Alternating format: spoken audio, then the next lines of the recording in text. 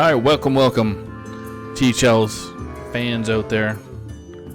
I'm your host, Saku, and I have a wonderful teammate here and actually local fellow person, dude, buddy, Cord.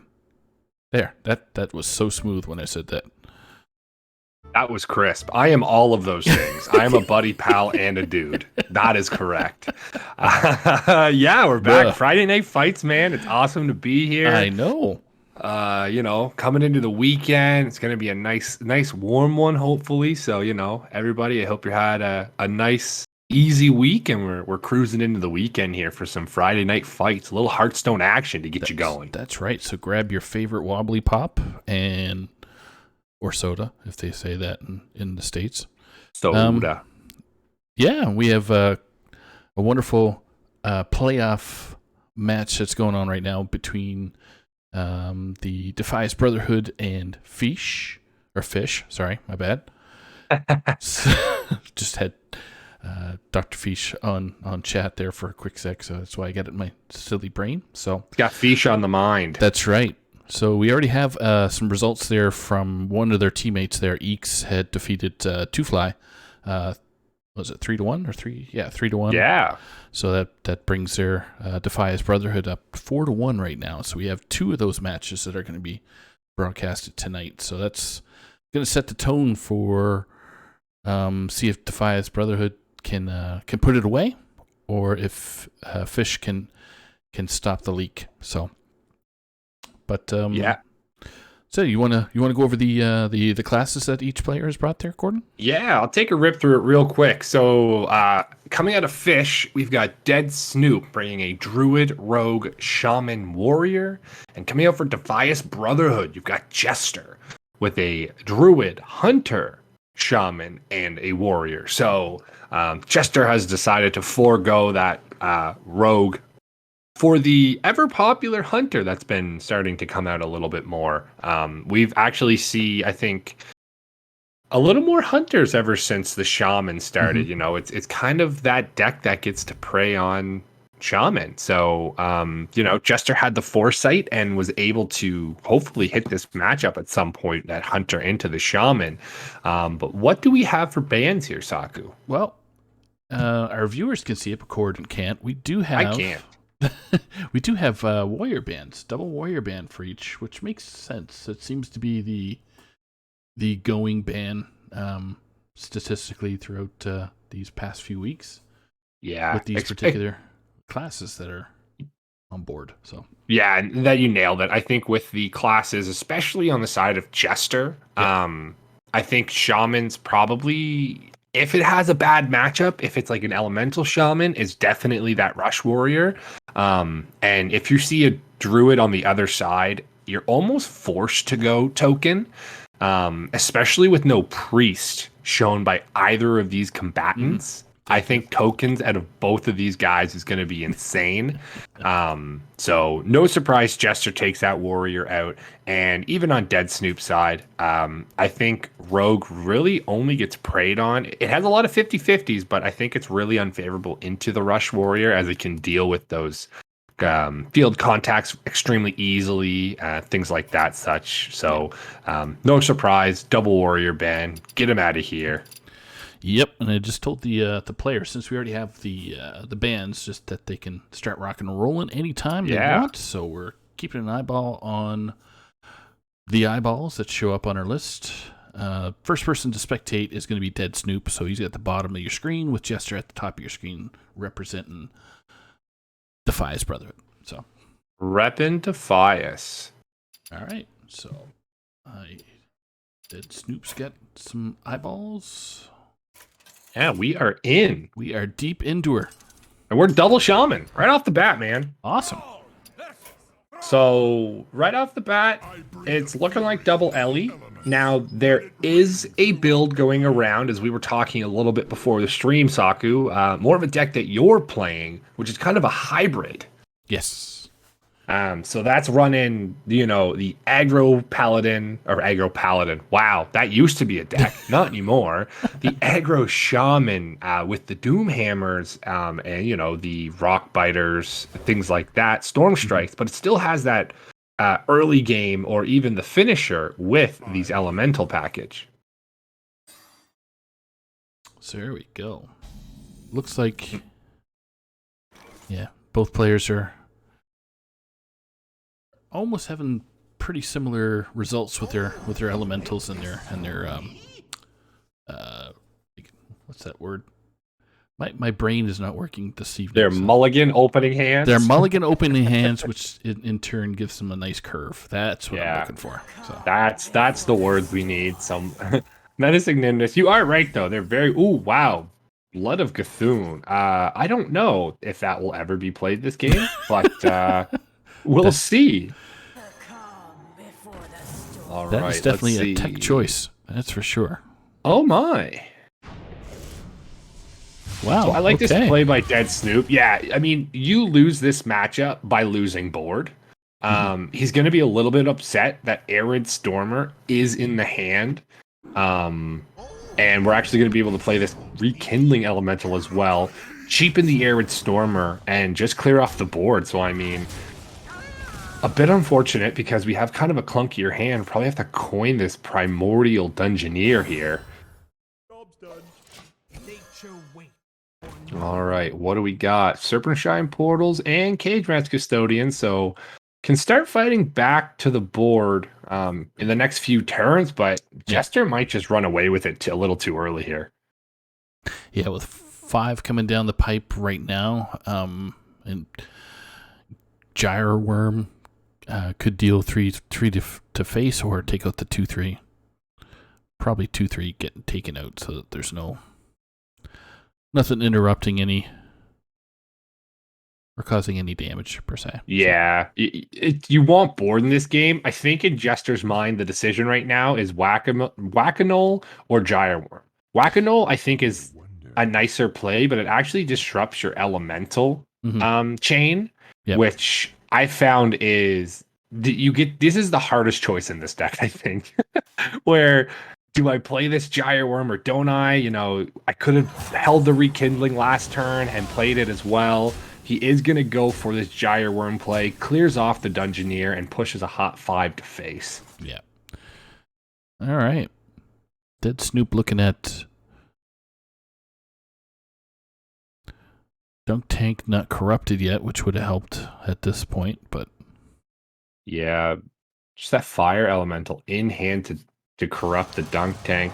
Wailing Vapor, and we're actually just going to throw out this Felsteel Executioner as well, trying to fight for board as much as we can here.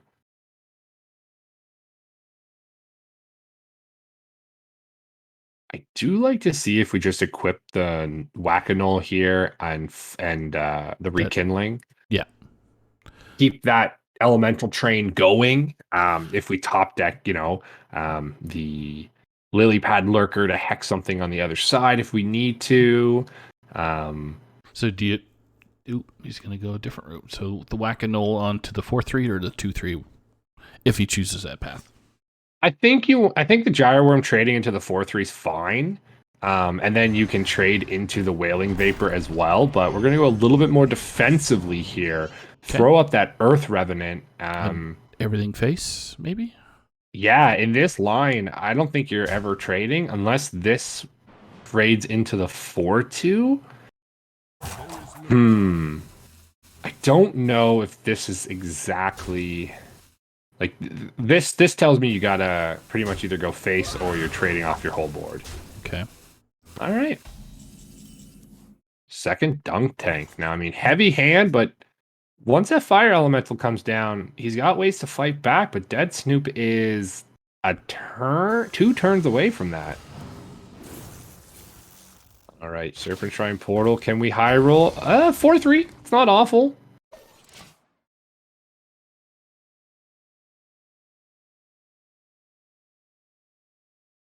I like just the Primordial here. See what you can draw first, because you might not want to play the Whack-A-Null.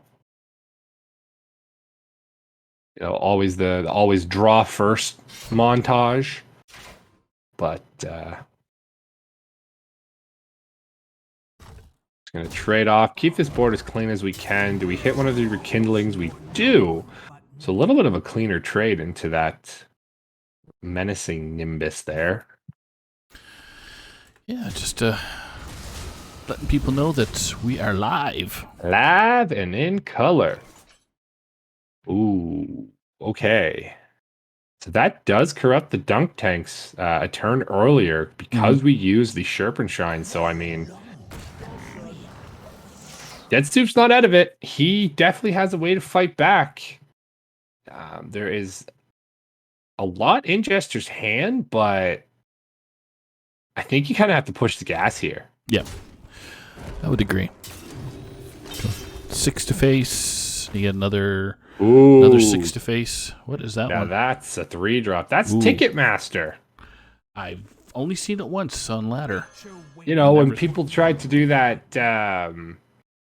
what was it? They shuffled Ticketmaster tickets into their deck, the Bears, and then they tried to pull them out with that, the 4-mana card or 5-mana card. If there's any cards that didn't start in your deck. Yep. Well, Dunk Tank does clear up this board, but unfortunately for Jester, there is enough lethal on the backswing here from just what you see in hand from. Yep. Oh, and having to face tank that as well. Yeah, I don't think he had a choice, Dead Snoop. So. Yeah, leaving that board up definitely means you're dead. Hey. Well, it wouldn't cycle it because it doesn't have a shadow, but that would have been interesting. All right, Jester with the first poke, the first win.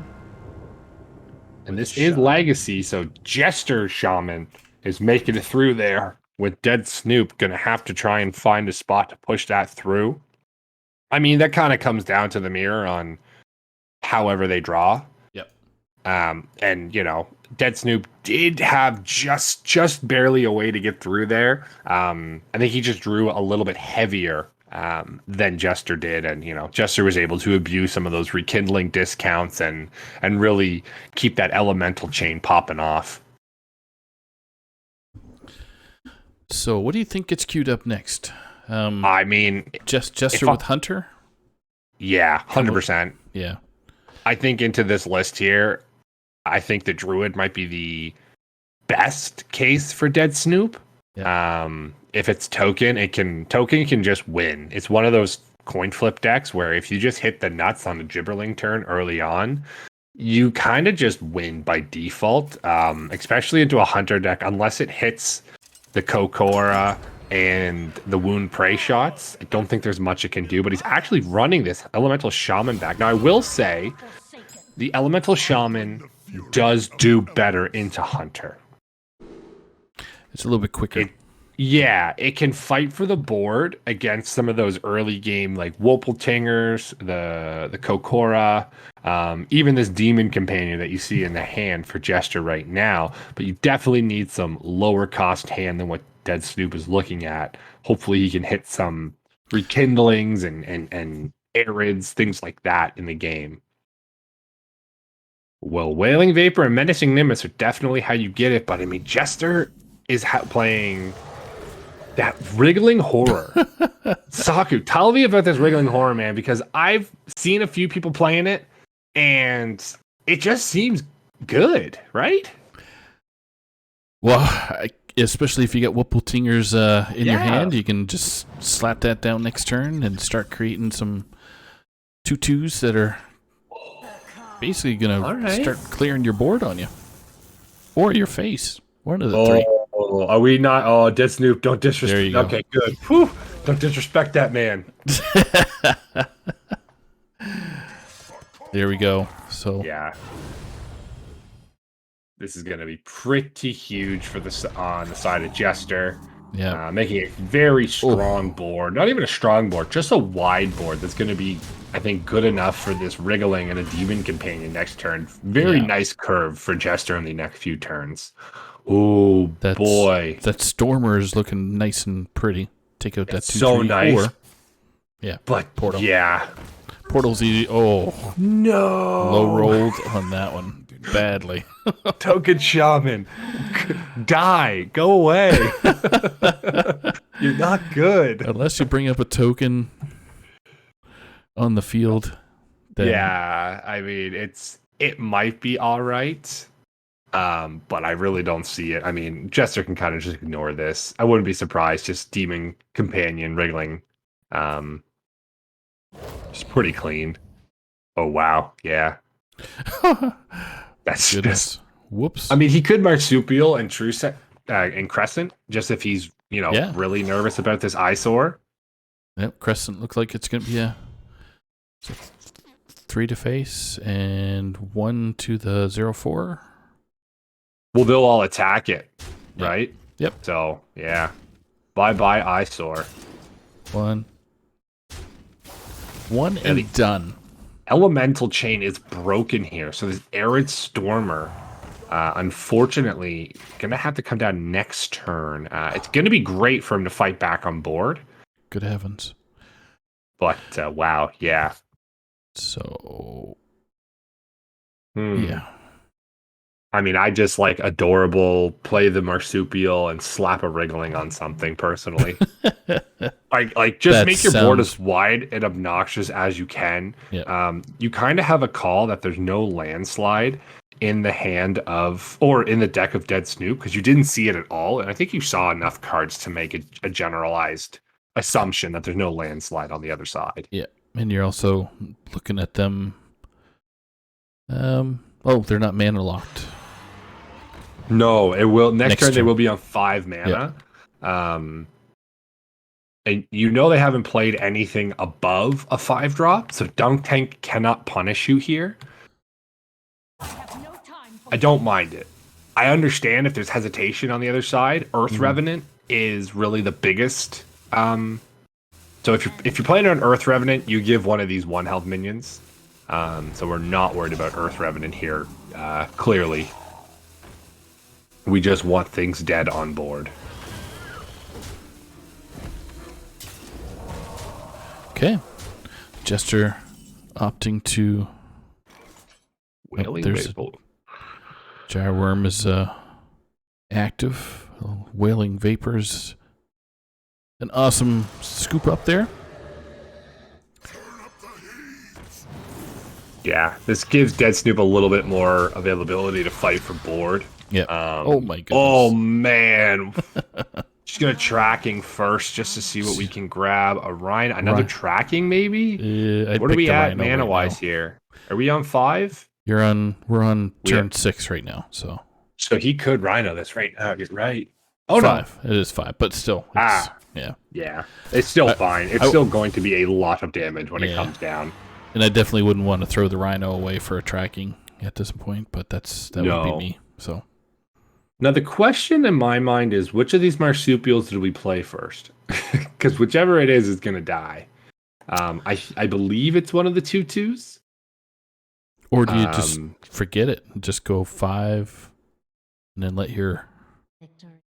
You can just go 5 to the Dome. I do like the single trade into the Wailing Vapor because the way you lose this is losing board. Mm-hmm. And really, True Crescent is in for this exact reason. Yep. Just to keep the board as clean as possible. True Crescent and Wriggling make this matchup even harder for the Elemental Shaman, and that hand is not looking great. Dead Snoop, yeah. Oh man, Crick. Rhino gonna come out and smash the 3/2. He might go into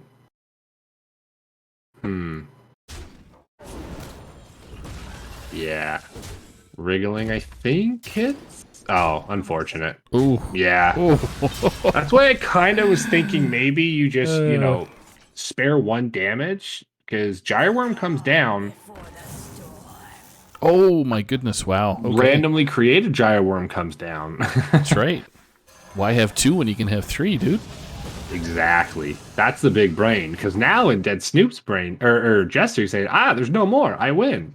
All right. Down comes Mankrik. Down comes Kolker Pack Runner and a hero power to the dome. So the countdown's on. There's no healing on unless it rolls, but there's no healing going on. Interesting thing, a lily pad lurker is you can't actually lily pad your own minions.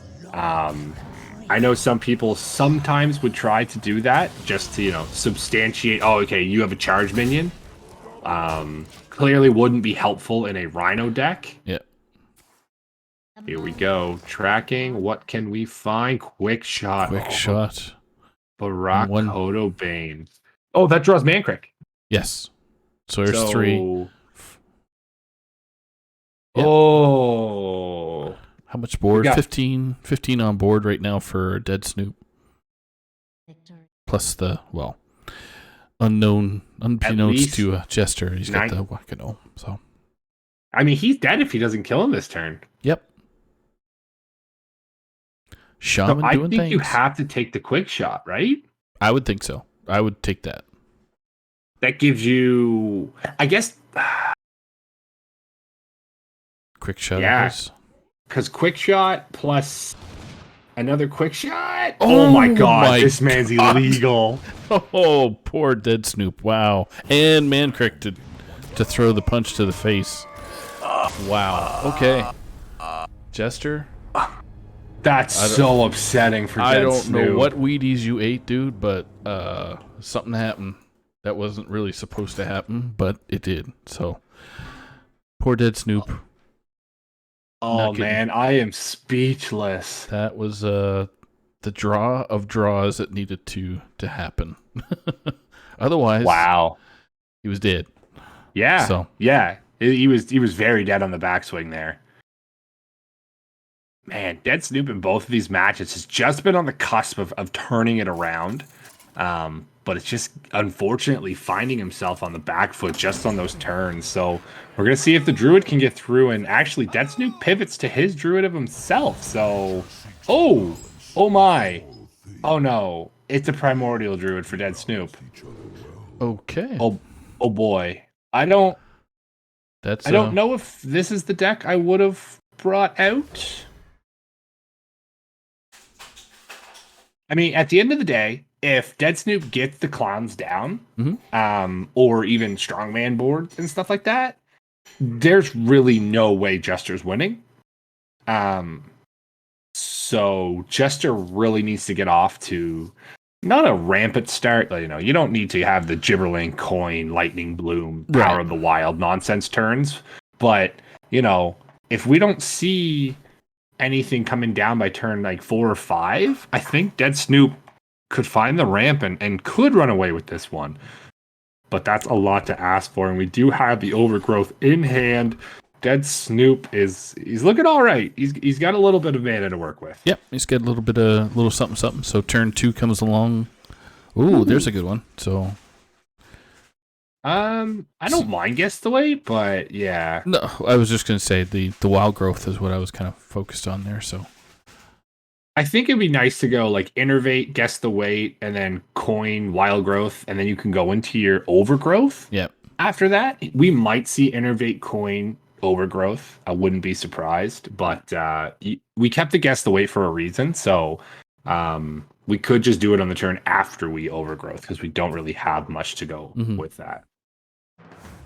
Did we hit it? That is the question. And the answer is? Yeah, wow. What? Hit the less. Wow. Wow, that is good. Ooh, Teacher's Pet. Okay. So must... Okay. The Teacher's Pet makes it a little bit better for Dead Snoop in this matchup. Basically stop any craziness coming down from Jester, right? Yeah, exactly. I know it's been kind of... Do you go Teacher's Pet? Do you go Kodos? Do you go neither and run the Thresher Twilight Runner and then a Moonfang? It's kind of all up in the air. So I'd be curious to see if we're running less Threshers. We know we saw one in the Mulligan, but we haven't seen any runners yet. And I can't imagine we've thrown the runners away. Fungal Fortune's going to come down, hits the perfect hand draw, but there is no Nothing threatening. Glowfly Swarm. Yes. Yeah, which is an oddity. This would be like, bam, Glowfly. Don't even think about it. Harbor Up is a... What else do we get from Nature Studies? Got double thorn growth sentries here, because we could... I mean, if we just double thorn growth here, we could Lightning Bloom, Eclipse, and Arbor Up, which pretty much locks the game, I think. Well, let's see if Jester sees that line.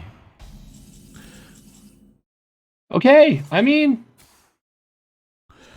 It's... Oh, wow, Dreaming Drake. Okay. Okay, so Teacher's Pet coming down. And that activates the Corrupted Taunt there for the Dreaming Drake. So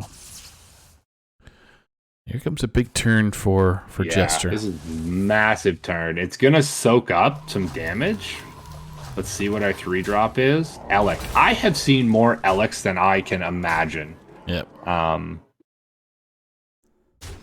Okay. Not worried about the Elec at all, which... No. With 31 on the board and 15... Looking at 15. You Primordial Boom? Oh, man. Yeah, this... Yeah, he's just dead. Yep. Unfortunately. Ouch. Well, that is the start that Jester needed to get off to. That's super close again. Like, I mean, he survives this turn here if he does, and I think he probably pivots pretty nicely. He had the survival into the clowns, into like primordials. He had the dreaming drakes, but unfortunately, Jester able to hit those fungals. Pretty good nature studies as well, and is able to defeat that Snoop in a 3-0 sweep. Wow. Would have been a 1-1 game, but unfortunately, that's not how it fell for Dead Snoop. But yeah, I think those first 2 games, Dead Snoop had a really good shot, especially in that Shaman Hunter game. He was right on the cusp of winning there. Unfortunate with the Druid matchup. That's just kind of how that works. Yep. If you don't get off to a explosive start as the Primordial Druid, which is, you need ramp on ramp into guardian animals, into threshers. Like, you need to maintain the board while staying alive. So, bit unfortunate, but that's kind of the way that goes. And Defiance Brotherhood looking pretty nice right now. Coming in hot. The big 3-0 sweep. I know on Tavern Talk, the guys were saying that Eeks getting the win there over Two Fly was probably the dagger or the nail in the coffin for Fish, because they were saying, Two Fly probably has the best chance. I don't know if I agreed with that, because Eeks just seems to have the better lineup into Two Flies, as we kind of see, and that did play out on stream last night. But Jester getting a 3-0 here over Dead Snoop really does propel Defiance Brotherhood another win closer to the semifinals. Yep. And we have Jester coming in here to help us understand why he did what he did and why he did it to Dead Snoop so badly. What's up, Jester? Congrats on the win. I guess congrats. I mean, like that Hunter was iffy there at the final stages, man. Yeah, I feel so bad. Like, yeah, that second game, like that misplay was, it was just really bad, and I still got rewarded and won. I don't know. I feel really bad after that set. That's what Hearthstone does, man. Yeah, sometimes it's just the way it happens. Yeah, I literally messaged him after that game. I'm like, I hate Hearthstone. Like those kind of games are just like, I feel bad, but he did have the lethal the turn. If you did not kill him there, he had the Whack-A-Null in hand with the corrupted the corrupted Dunk tank, which would have been lethal. He had approximately like 8 from hand. So right, I assumed that, I'm playing against Elemental Shaman. They probably have lethal there. I mean, I did have, what was it? I could have played the 5-mana draw 3 spells or whatever, but then that would draw Mankirk, and I only have 2 mana, so I had to really just go for that play. It worked out, fortunately, but fortunately I won, but I like having good sets, especially on stream. I like having good sets, having good match.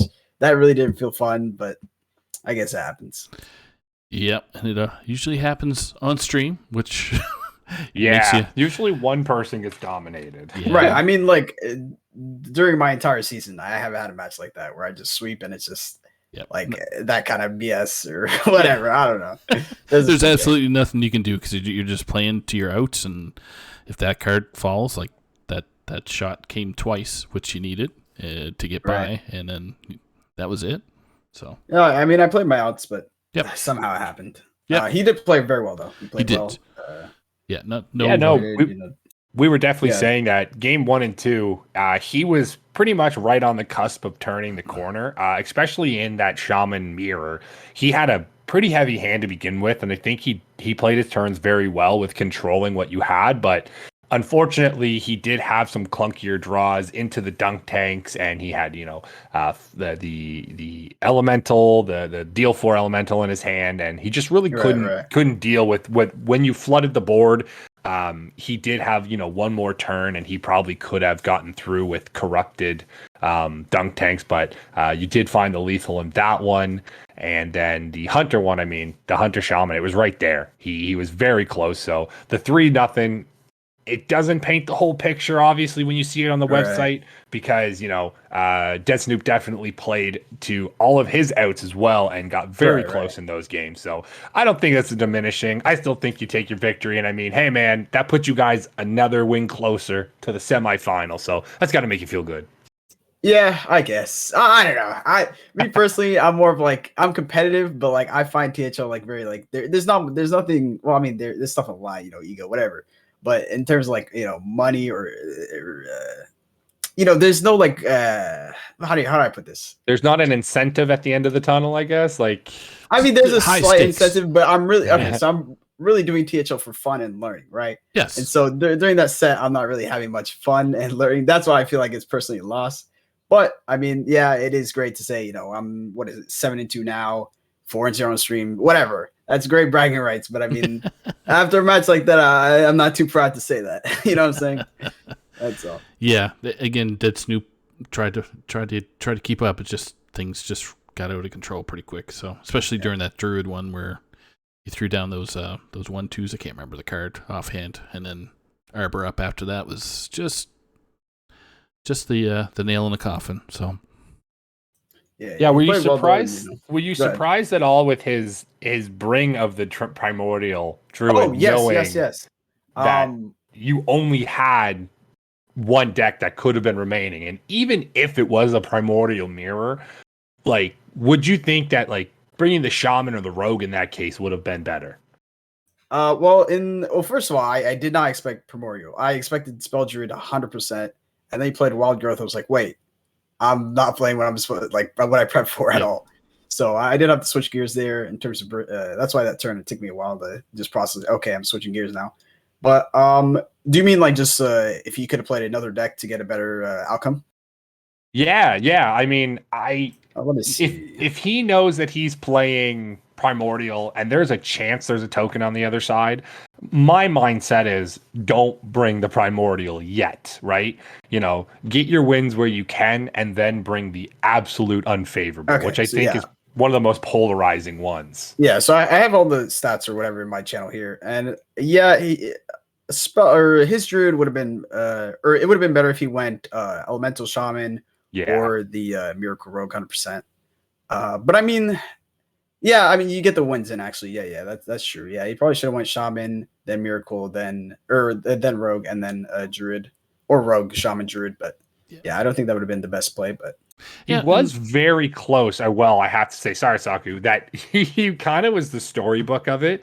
He had, if he survived that one turn there, he had the broom, obviously, as we saw. He had a broom in hand. He did have the primordial to buff. He had survival, so he had the right cards. He just kind of couldn't put it together with the aggression that the token druid laid out for him. Right. Finding that arbor up off the nature study and really just being able to get there with the thorn growth kind of put the pressure on in a match that you don't need those explosive gibberling turns, but as we saw, just literally solar eclipse arbor up just really gets you there. Right, yeah. I felt like my head was kind of clunky there. I had like 2 Soul of the Forest, 2 what is it, the double spells, whatever. It was a pretty clunky hand, and there was one turn where I considered what was it? Instead of playing Fungal Fortunes, I knew he was primordial, so I can play a couple minions. Then Soul of the Forest, but I'm like, that's not that great. I gotta go for the arbor up, so I went for the more draw and kept spamming draw until I got that, and worked out in my favor. Yeah, exactly. So worked. Yeah, so I'd say games one was pretty fair. 3, I played well, and I guess it was a little bit favored, but second one I just played poorly and got rewarded. If I played well and won that, would have been fine, but I played pretty poorly in my opinion. You just got to play the game and then deal with the cards, right? So that's what happened. Right. So, well, and any final words before we go on to our next match there, Jester? Nope, that'll be all. Actually, a question for you guys: does the match start at like 9, and you guys are going to wait it out, or are you guys just going to start early? Normally, I just let the other players know that are at the 9 o'clock Eastern. If they're ready, then we can kind of rock and roll. So. If I'll be sure to watch it happen. Roll into something. Yeah, your boy Hickett is it Hickett? One sec, let me bring up the thing. No, you are Defias. Wild 9 versus Hickett is going down a little later tonight, 10. So definitely stay in and tune in for that. Yeah. Wild 9's got it. He's got it. There it is. We got this. That will clinch the week for you if Wild 9 takes it. I don't believe there is a point total that Fish can get now. Even if it's double sweeps the other way. So, pressure on to Wild 9 now. Yep.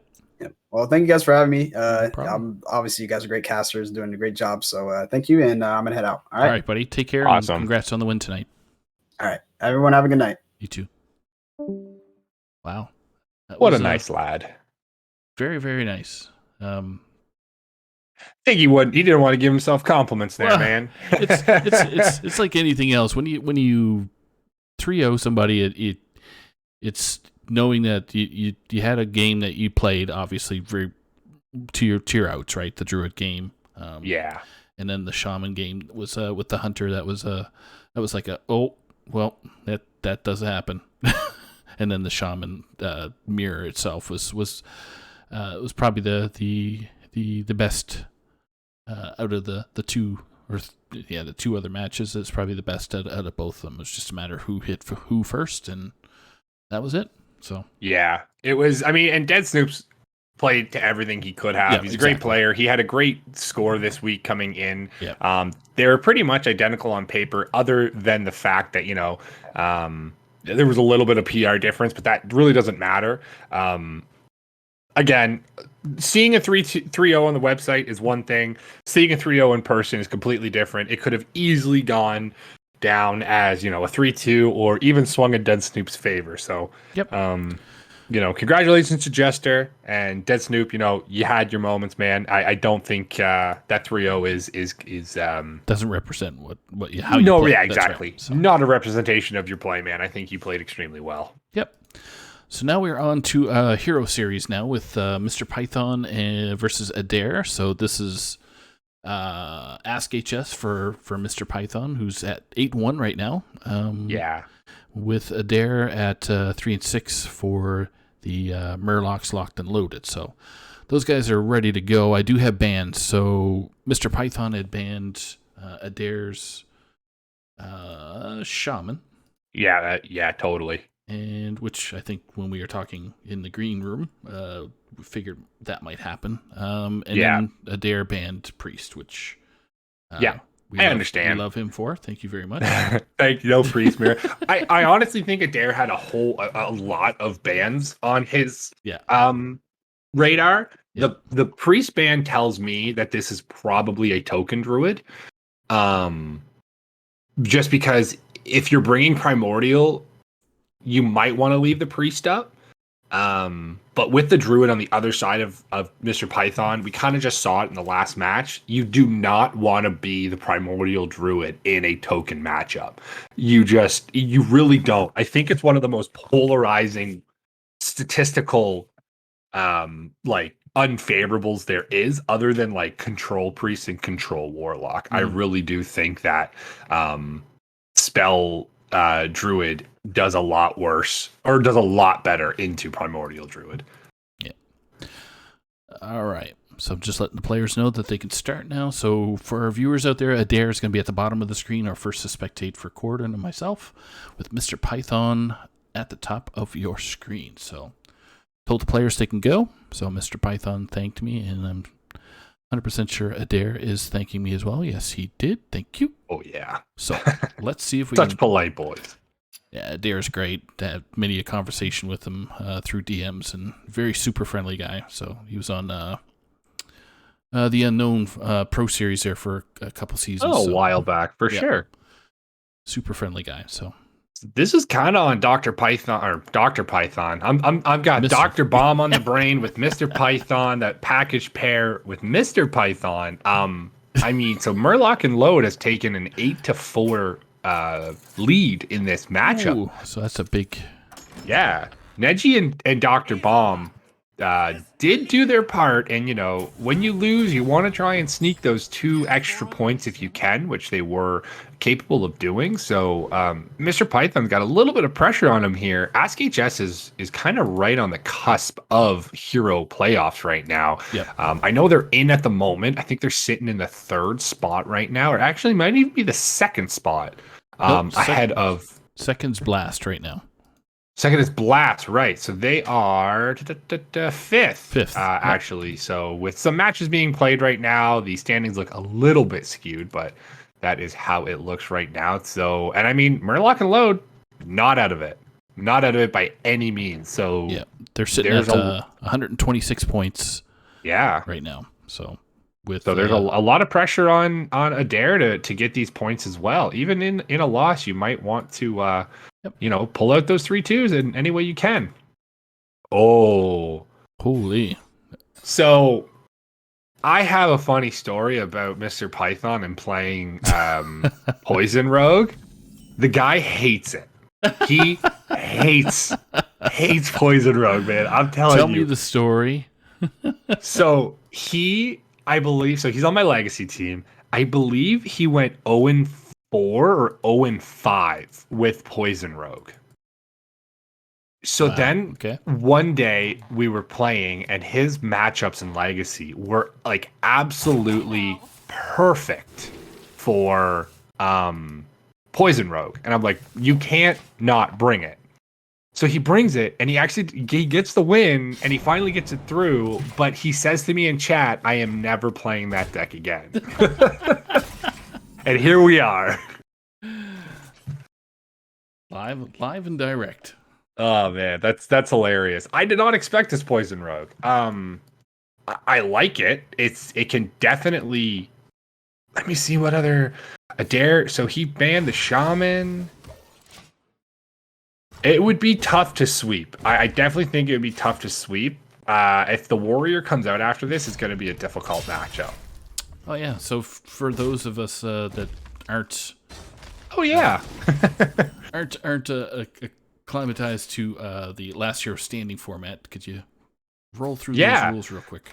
So unlike Legacy, where you play it and once you win, it's gone. In Hero, if you play the deck and win, you have to stay on that deck, and then your opponent actually loses the deck that they lost with. So in this case, as I'm saying, if Mr. Python wins with the Rogue, Adair loses his Druid, but Mr. Python is forced to stay on the Rogue.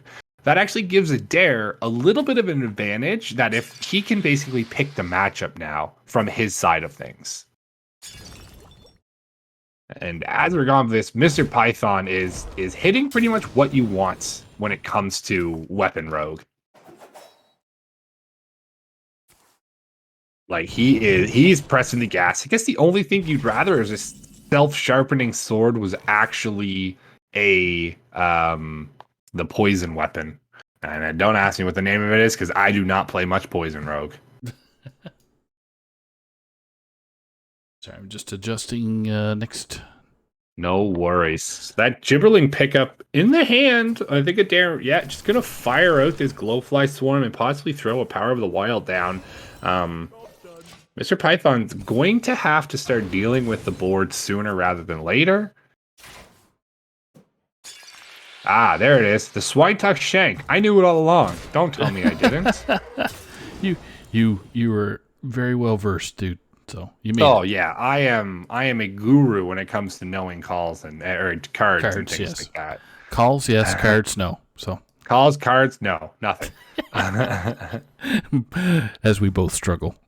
Oh, very much struggle. So this is one of those very polarizing matches as well. So Mr. Python does find the Cloak of Shadows, which I think is probably the biggest card in this deck. But wow, Adair with top deck Arbor up. Does Mr. Python have the return damage? He's got 8, 15. He's got the other cloak. No, Mr. Python's doing him dirty. For a guy that hates the deck. He's doing this is pretty much it because Adair has actually board locked himself, so he can't play Thorn Growth. Okay. So if Mr. Python just Cloak of Shadows and puts the Swine-Tusk up, oh man, we are 6 points right now. That's what we have. We are on Mr. Python's side looking for one more point of damage with a Secret Passage in hand. I can't imagine we do not get there. We are now 7. All right, prep, Wicked Stab. This is it. This is for all the marbles. I think we might want to put. I don't know if we want to put the swine. All right, here we go. We are looking for no more deadly poison, Sinister Strike, Wicked Stab, and we found something. We're pointing it. Wicked Stab for the lethal.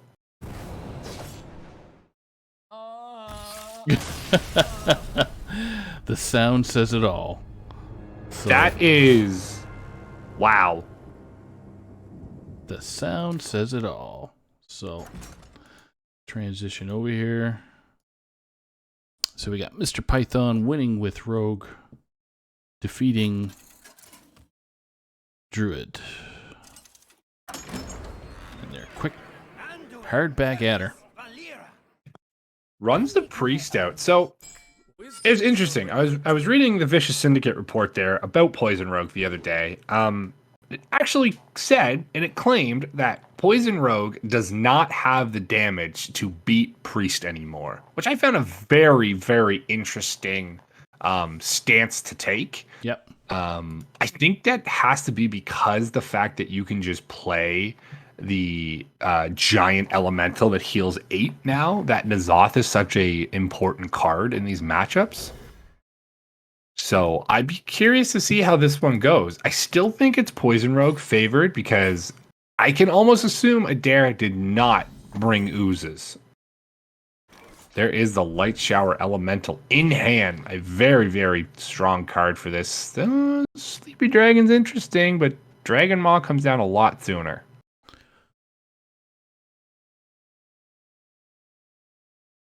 I don't think we want to touch Ysera.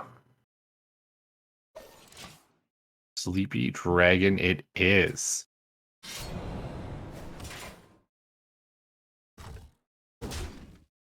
Yeah, I mean, this is about 50-50 down the line now. If it's not true Control Priest, so I think it's a little bit favored towards the Rogue still.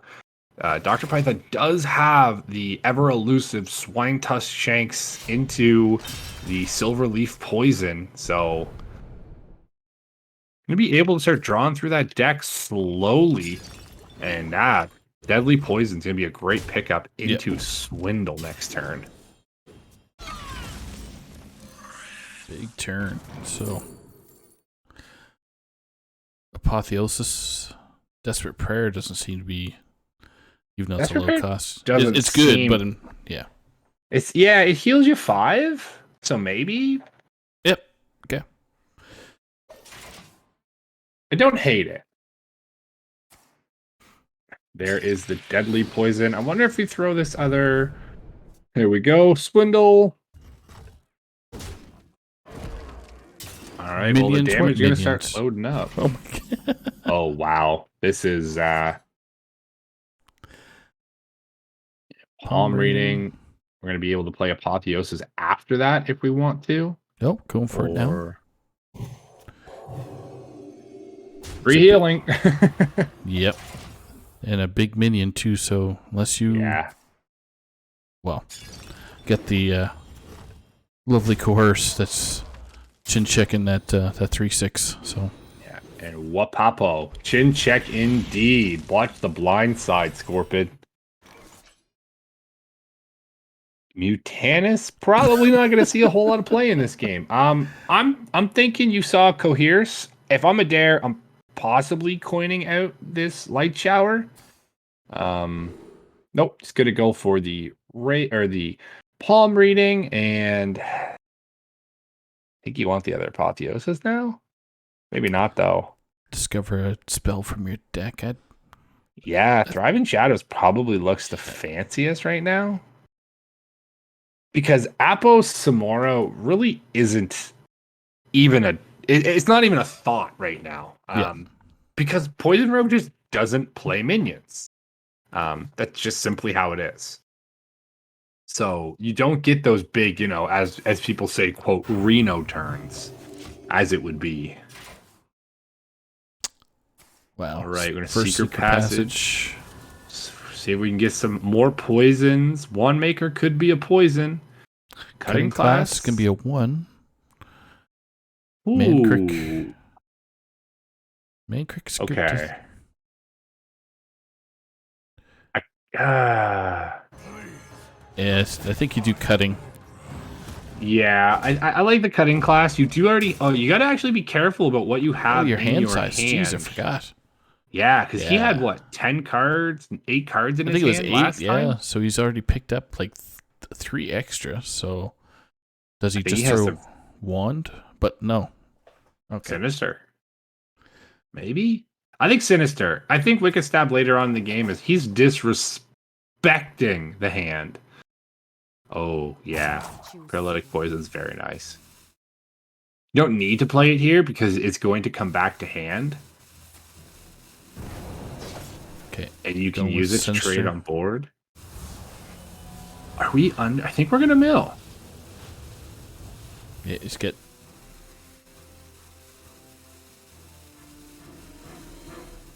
Yeah, nope. 10 cards. Definitely gonna mill next turn for sure. Oh, Scoundrel!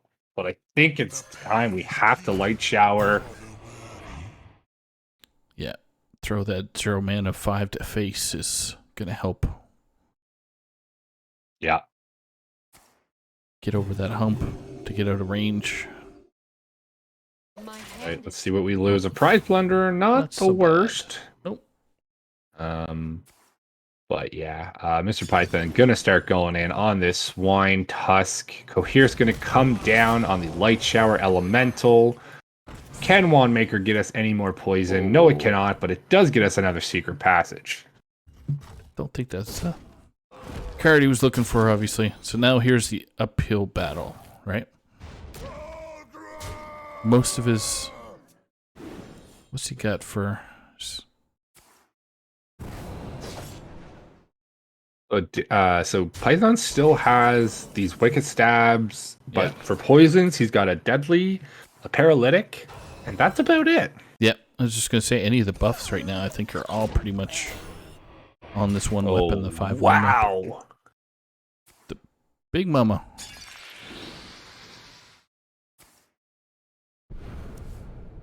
I would be surprised if he can't play enough cards to kill this. Just right out with the... Brain Freeze is good. Yeah. He's going to run through his deck. He's literally got no cards left. After this swing here.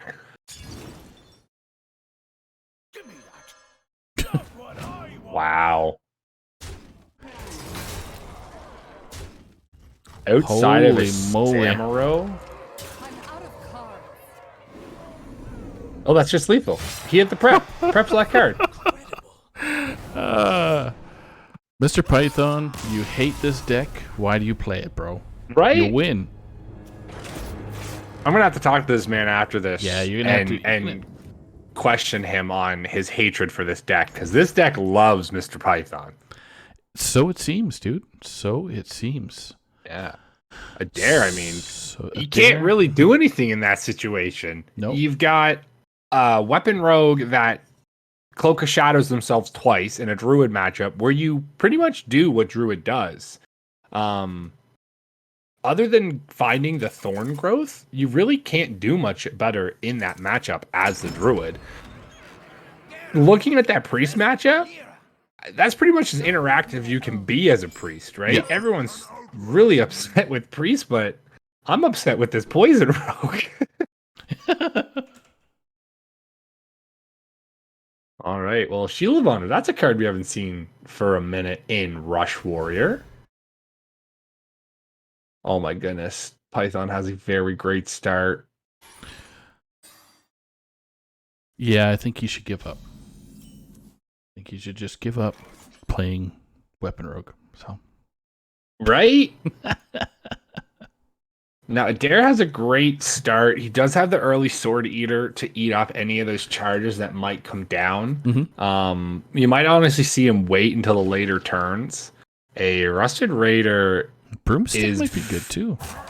Broom's interesting, but there's not a lot of minion base in this deck. Raider is just an 8 health taunt. True.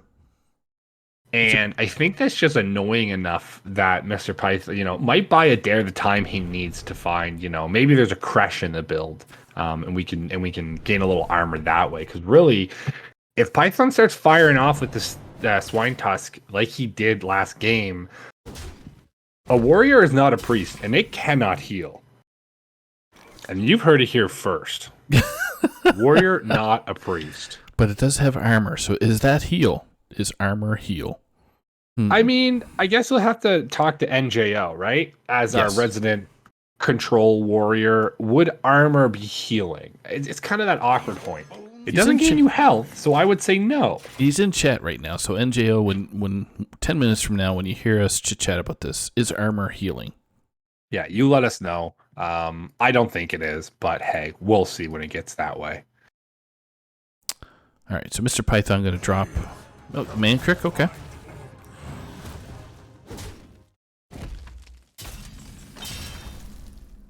Didn't want to waste the charge, maybe? Yeah, I mean, he might be worried about weapon destruction, but I can't see why. I guess next turn, Swine Tusk and Deadly just fills your curve a lot nicer. Mm-hmm. And it kind of is still awkward for Adair to do anything right now. Samuro clears out this Mankrik pretty nicely and leaves him with a 3/3 on the board. With the parade leader still sitting down. So if Adair can, flood his board out of control, he might have a lot better of a shot in this matchup than we originally expected from him. Right.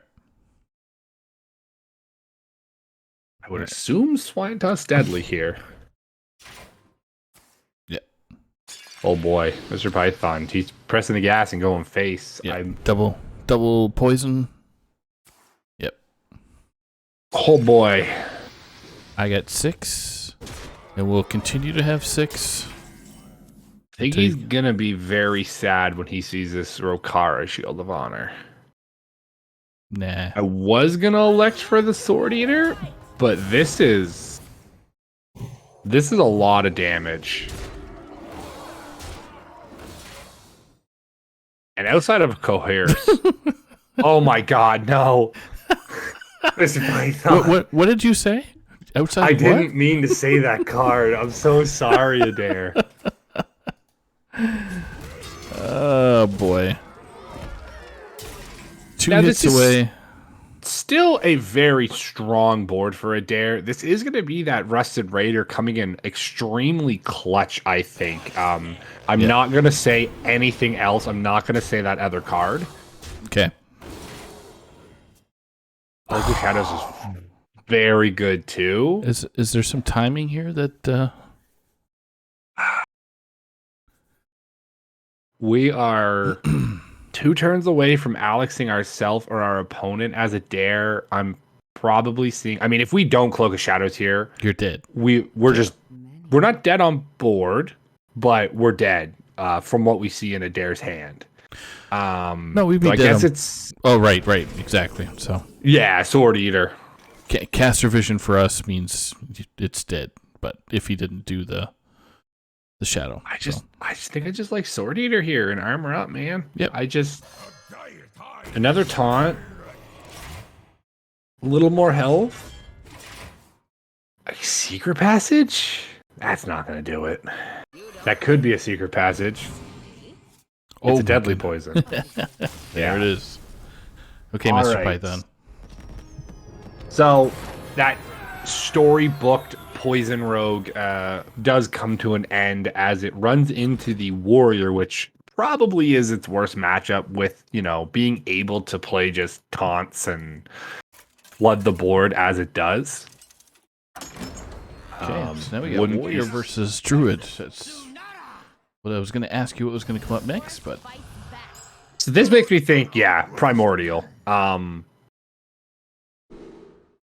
I thought it would be a token from Python with the... Oh, but he banned Shaman. Never mind. I was going to say, he left up the Priest. So, yeah, this was definitely a Primordial all the way.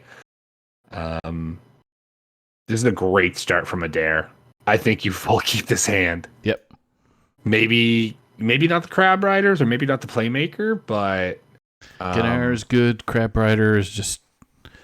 good, yeah. Because we know that Adair runs the Shield of Honor, right? Yeah. So a little bit of damage on this Crab Rider might be different. Ooh. So he thinks differently, wants to get off to a little bit more of a better start. Stage Dive definitely can get you there, but it's not corruptible in the hand just yet. Well, he's got an 8-mana minion in there.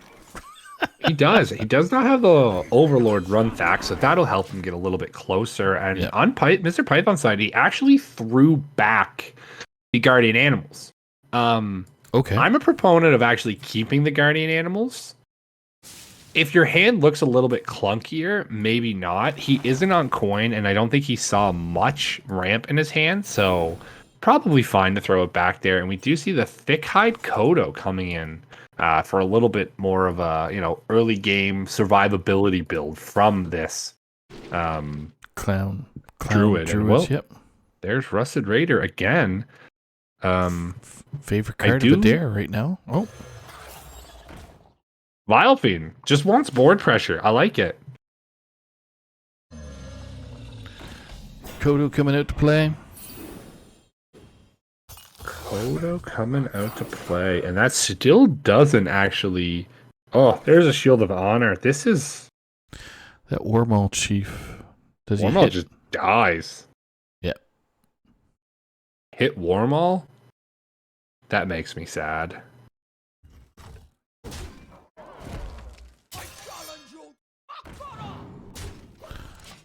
Boop, boop. It's not as bad with the Shield of Honor in hand. It's gonna make it a 4/4. Oh boy. Cost less? I would hope so. Wow. Just get everything. Everything to corrupt those cards there. So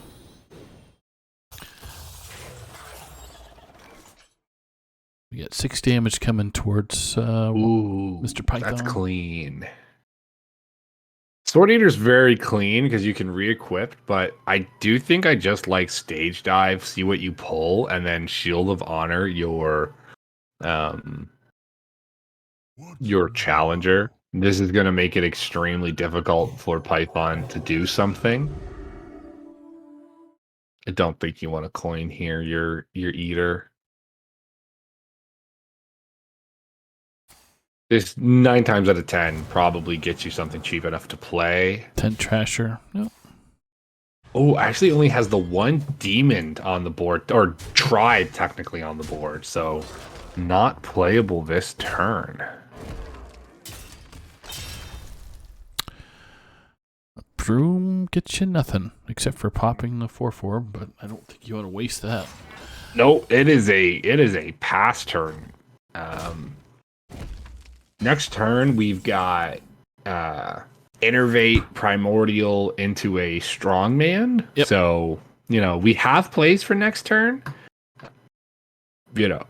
I think his best top deck right now is the ever obvious Guardian Animals. I love this Tent Trasher coming out here. There's literally no other reason not to play it. Yep. Oh, he's going to go Overload. I don't mind that either. I mean, Adair kind of has the world in his hands right now and just wants to, play whatever he can. Runthak is going to be able just to go face and a second Strongman. Okay, so this gives Mr. Python a little bit of breathing room. Oh, yeah. Goodness, okay. Colossus of the... You can't get a better one. You cannot get a That was the... Oh, he holds back the... that would have been maybe interesting to even drop one clown, or one. Yeah, maybe to. Strongman. Sorry, go ahead. It gives him a play next turn. I actually kind of like that because his next turn, other than getting something to ramp into like survival, his next turn was very bad. So this actually fills his turn pretty nicely.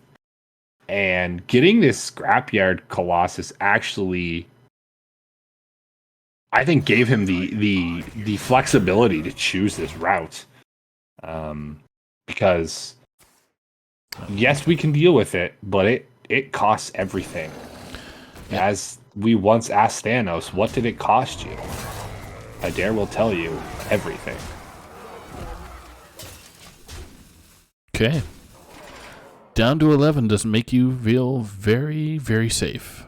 And it has the Overgrowth, so, I mean, we're at 10 mana, and we've got the Survival and the Clowns in hand.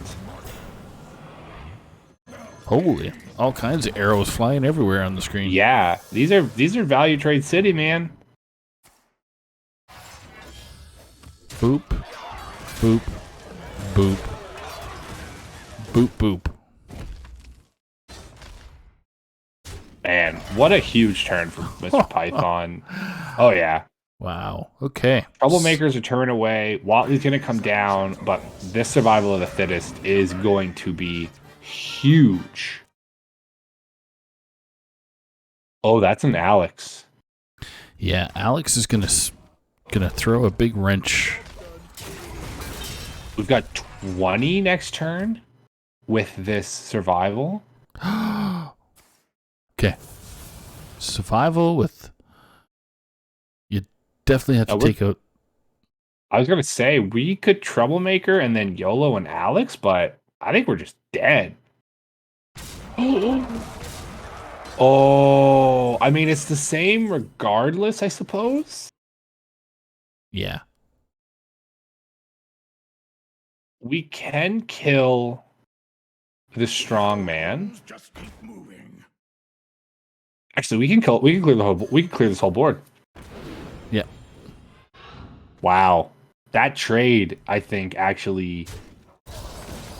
Here for a good time. If he didn't trade here, Well, he's got clowns, right? he does. He does just have clowns next turn. Got clowns and then survival. Oh my god. Okay. Yeah. Samuro's also a 5/10, but I mean, This is it. So yeah, this is where you, unfortunately, as a dare, are 2 points short of lethal. And he really just praying for this parade leader to be Kane and go face as hard as pray, Adair. I love you, Adair. You're the best, dude. Trying to Right. fight through This those is 8/8 this is awesome. clowns. Hold them They're just here clowns, as long bro. as you want. They're just fucking clowns. He's getting Oh, Python doesn't even slap the second survival. Too much respect for Adair. So, wow. Clown saved the day. Wow. Okay. That was a huge swing turn from Python. I really, really love that that he held those strongmen back. And it goes to show why Mr. Python's sitting at now 9-1 on the season. I would have absolutely slammed those strongmen and not even looked back. Not looking forward at my next turn where I had absolutely nothing to do. Yep. Like this is why these guys are way better in every sense of the form. So, congratulations to Mr. Python getting through with those 2 spicy poison rogues, which I'm definitely going to question him on. And, unfortunately for Adair, just almost got their game 1, game 2. I don't know what else you could do. And finally put that pesky rogue down in game 3. Okay, so we do have Mr. Python invited to the set. So, there's a rumor going around, Mr. Python, that you hate Weapon Rogue. Yeah. What are you doing here, man? Yeah, I don't know. It never really works out for me, but I guess when you always have weapon by turn 3, pretty good deck. That usually doesn't happen though. That was insane. I mean, when I saw Poison Rogue, my jaw actually hit the floor. I was like, I can't believe he's playing it. But yeah, I mean, you found 2 very good wins with it and finally got taken down by, I guess, probably your worst matchup in the Warrior. So, I mean, congratulations to you there, grabbing some much needed points for Ask HS in these final weeks towards playoffs and stealing a little bit of momentum back from Murloc and Load. So, yeah, man, tell us how you feel. Yeah, I feel good. Winning 2 games with Weapon Rogue, it feels very good. The first game against the Druid surprised me a little bit when they played Overgrowth. So I was like, okay, I was preparing for Clowns, and then they played Glowfly Swarm the very next turn. So that surprised me a little bit. But top decking the second Cloak of Shadows pretty much ended the game there. So that was good. Yeah, unfortunately for him, he wasn't able to get, that thorn growth down, which, when you have to put an 8 attack weapon into a 1/2 as a rogue, you typically feel very upset with yourself. But, you were able to find the Cloak of Shadows, and that's really how you win. The Token Druid board locked himself, unable to play anything like that. And then, you definitely found a good win. And then even in the Priest matchup, able to dodge a lot of the heals and able to find that last ditch effort on the prep Wicked Stab lethal. Yeah, prep was the last card there. I drew a lot of cards that turn, and also Prize Plunder was really good there. Yeah, he picked that Sleepy Dragon up. I believe it was turn 1 or 2. Yeah, turn 1 Draconic Studies, Yeah, he only had his other options were actually to find the Dragon Maw Rider and and it was a Ysera was the other picks. So, obviously he would love to have seen the Hothead in that pool of dragons there, but not able to find. And I mean, being able to top deck the Coheres is not top deck, but they were just in your hands too to deal with anything crazy. He at one point had a 3/6 lifesteal Scorpion, and you just pretty much dealt with every threat that came at you.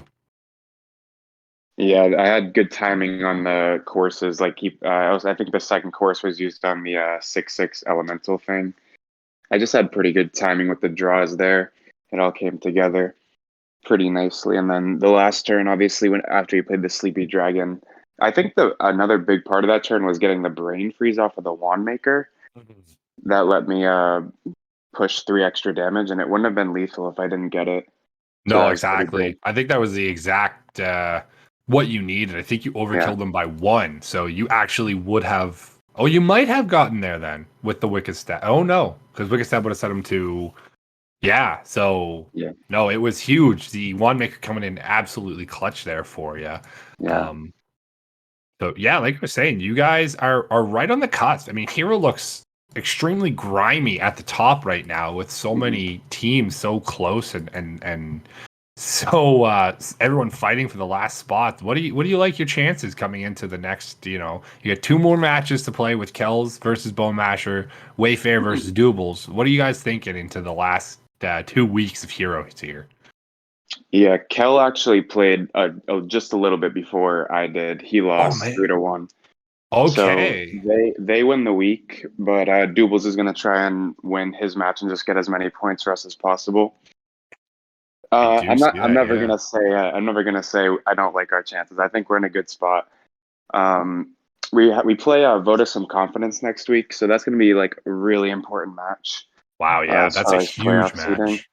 Yeah, so I think we're gonna be able to win that week and then find our way into the playoffs. And I like our chances against anybody in the playoffs, of course. Yeah, even against Blast. No Blast. Against anybody. There you go. He said anybody, everybody. Anybody. Right. Yeah. So, I mean, it's no pros here. Forget you. Oh yeah. Yeah, they're I mean, I think everyone's just fighting for the second buy spot at this rate, right? That's really where the fight is. I mean, all the way down, you see, I mean, Dad Legend at 137 and then 1337 at 135. So, but I mean, even that, you got Vodasum Confidence at 131, and then Murloc and Load actually taking a 130, actually a 131 plus the week's points. So I mean, they're right there. The 6th spot is anyone's game, and even the 2nd spot, man. I mean, Blast is only ahead of the lowest team by 5 points right now. That's crazy. Yeah, super cramped. The last week is going to be very interesting. I'm excited to see how it plays out, but I think we'll be good.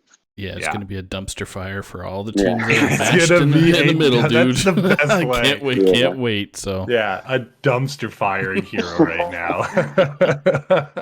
Fantastic. Yeah. Well, thank you so much for being on stream, Mr. Python. I appreciate it, and congrats on the win tonight. Adair, great games today. So just absolutely. Thanks for having me on, guys. Always a pleasure. Take care. Pleasure, my friend. All right. Wow. All right. So we are ready for the next match. We're cruising. Ever.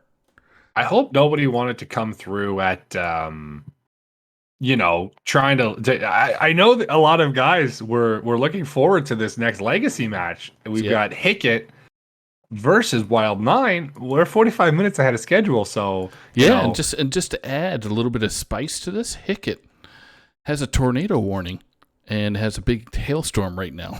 So, okay, well, it's probably better that we're ahead of schedule. Yeah, that's right. So if we can get going now, the bans are going to be Wild9's banning Hickett's Druid with Hickett banning Warrior. Now, there's a little bit of a graphic that Hickett sent when he's doing his bans to say standard Dead Snoop got high rolled ban. So that's what he enabled his decks. So he's not wrong. No. I'm not going to disagree with him. No. But yeah, that was for if you're just joining us, the matchup number 1 was Dead Snoop versus Jester, and Dead Snoop unfortunately took a 3-0 loss against Jester, and even Jester said on stream or on chat here, it just not exactly his funnest games of Hearthstone. But it happens. So for our viewers out there, Hickett is going to be at the bottom of the screen for Spectate for Corden and myself, with Wild9 at the top for Defias Brotherhood. At the tizzy top. So let's see if we get some eyeballs. Sorry, I missed the bans there, Saku. So bans. I don't listen. So we have Wild9 bringing Demon Hunter, Druid, Shaman, and his Warrior band with Hickett. But bringing Demon Hunter, their Druid was banned, Rogue, and Shaman. That Druid ban is... Actually, let me look at this. Druid ban is interesting. Yeah.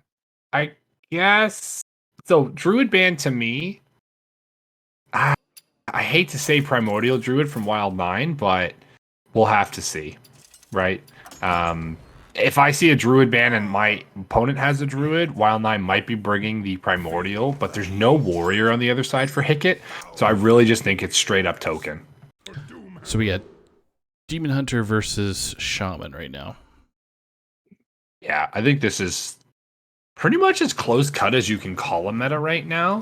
Wild 9 looks like he's playing that newer, I guess not newer, but better defined Demon Hunter deck with the I-beams worked in as, just to help stave off some of these early aggressive decks, such as Ellie Shaman. There you go. All right.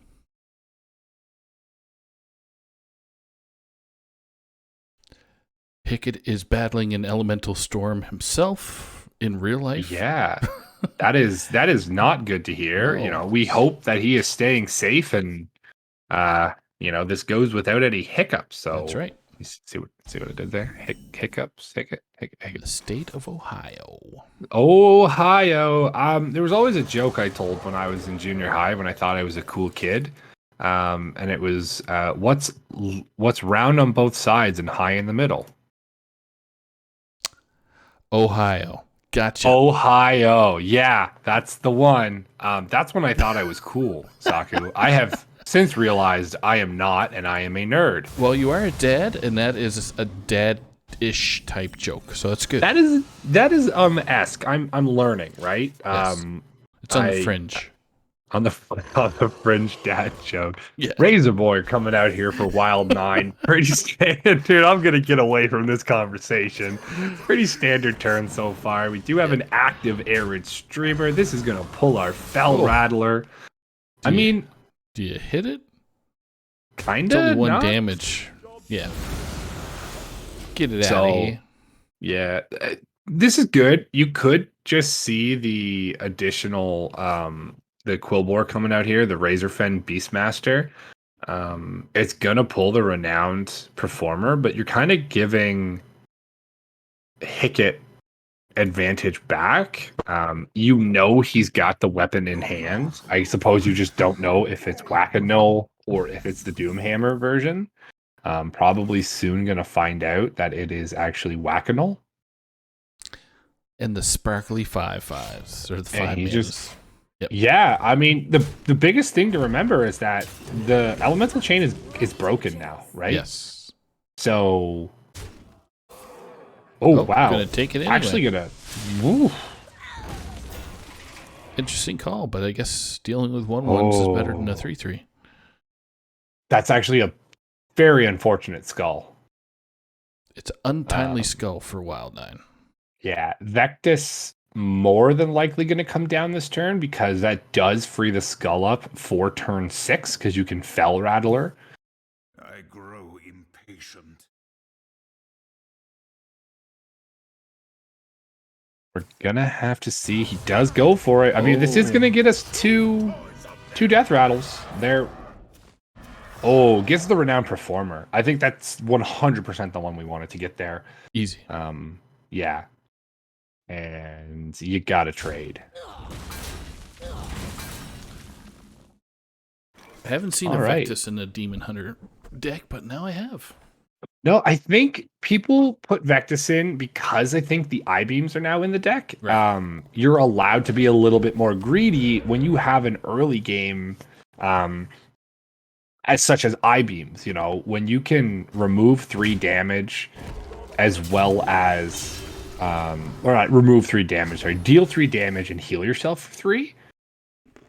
All right, so I would assume Fel Rattler comes down to open up the skull on the other side.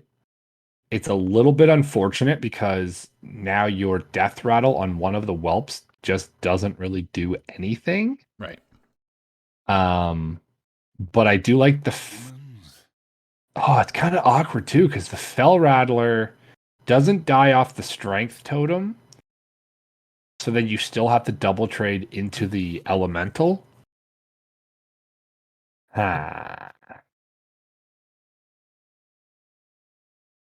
Oh, I suppose you could just hero power. Right. Leave up your Fel Rattler. And yeah, take three damage to the dome if you want to. Already getting to that, auspicious.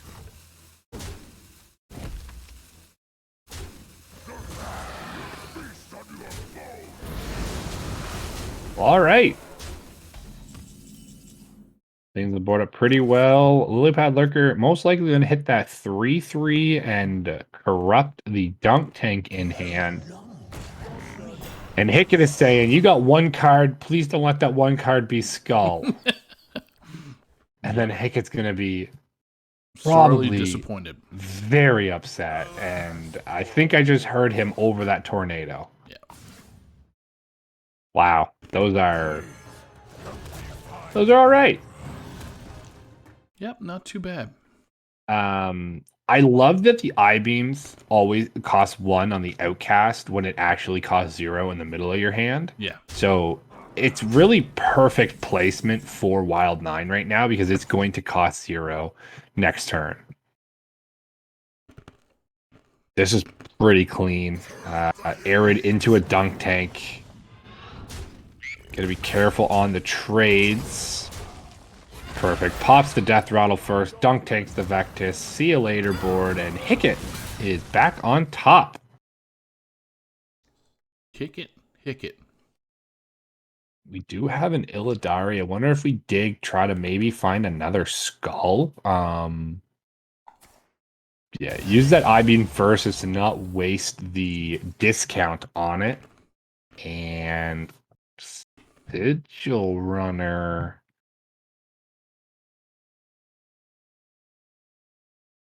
I guess Glavesmith allows you to clear off this 2/4 if you choose to. Oh. Okay, so Talon Ford Ring pulls Illidari Inquisitors. That's just what happens now.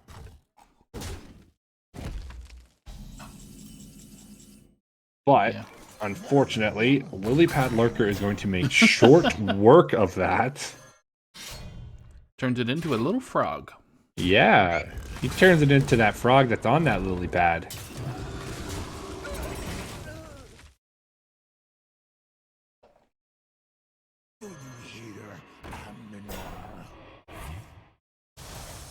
Continuing put pressure. Yeah, I mean, both. So we do have an Angry Mancrick in the deck for Wild 9 with Hickett is, he's drawing his cards pretty well right now. He is setting up a board. This is just Elemental Shaman just kind of takes away and runs away with the board. Yeah. Say, hey, look what I got. Yeah. N'Zoth is going to bring back, I believe, 2 minions? Yeah, we're dead. We're looking at 18 on board right now. Yeah. Well, yes. And if we miss on the Deadhead Cultist... Oh, it brings a Whelp back because that's a dragon.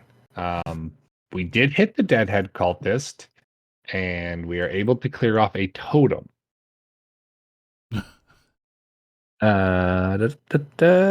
And then we will heal for 3, so we're 20, 4 at a hand. 20 facing 17. Well, actually... Oh, if 20... that gets us Lightning Bolt, we're dead. Right. So let's see. Throw the 3 there. 4 to face, or 4 to 2/4? Sharpen Shrine. I still think you want to put the 4 to the 2/4. That makes sense. And then you're really... You do have the Sharpen Shrine portal in hand. 8... 9, 10. So yeah, definitely 17 too. Yeah, you have 17, but he heals the 3, right? Oh, right. I forgot the 20. Yeah, so we're technically at 20. So on Hickett's side of things, you're dead to the Illidari Inquisitor. Oh boy. So I think we're on full trade mode here.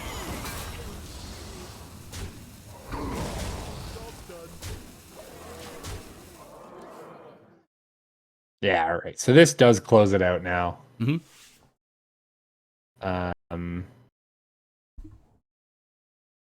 Yeah, Deadhead is just, unfortunately, it'll soak up the 4 from the Fire Ellie, heal us up to 14. But then we have a represented 17 on the board for Hickett at the moment. Actually, 18 when that Fire Elemental does end up coming down.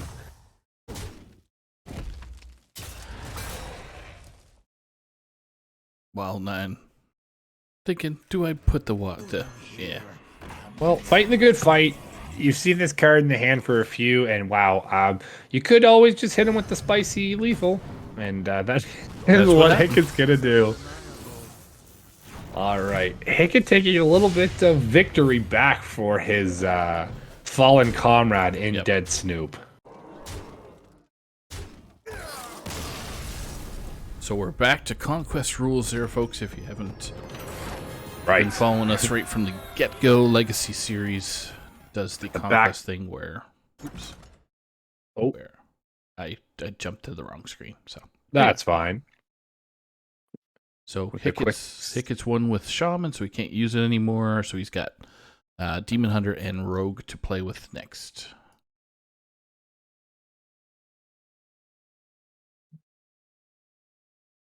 Yeah, I mean, I don't expect Wild 9 to come off of that Demon Hunter at all. Especially with having just the Demon Hunter and the Rogue left up for himself. Mm-hmm. I think it might be his best shot, and he does stay on it, and Hickett is going to bring out the Rogue. Shall we dance? This one's going to be a little bit straight cut. I mean, it's going to be on how the cards are drawn. Felth Rattler in hand, and we do have an early band crit coming out for Wild 9, which is always what you love to see. Cult Neophyte keep for Hickett. We'll have to see what else he gets in his mulligans. Come on, mulligans. Let's get going. What do you think Wild 9's deciding on right now, Saku, with his hand? What, for keeps? Yeah, he's got the triple 3 drops with a coin, so... I think he keeps the snake, and then maybe Mancrick, but the rest should go, but that's just me. Yeah, I guess if we're looking at it from a sense of we have the coin, you might throw Talon back, because I kind of like coin Mancrick into the Razor Maw. Okay. And then, as we see, it's going to be able to pull this reformed. Actually, wow, we just hit the nuts. Okay. Yeah. I was just about to say. That's disgusting. The Inquisitor in the middle of the nut sandwich. Yeah. I mean, 8 mana Inquisitor still definitely gets it done. Care to make a wager, friend?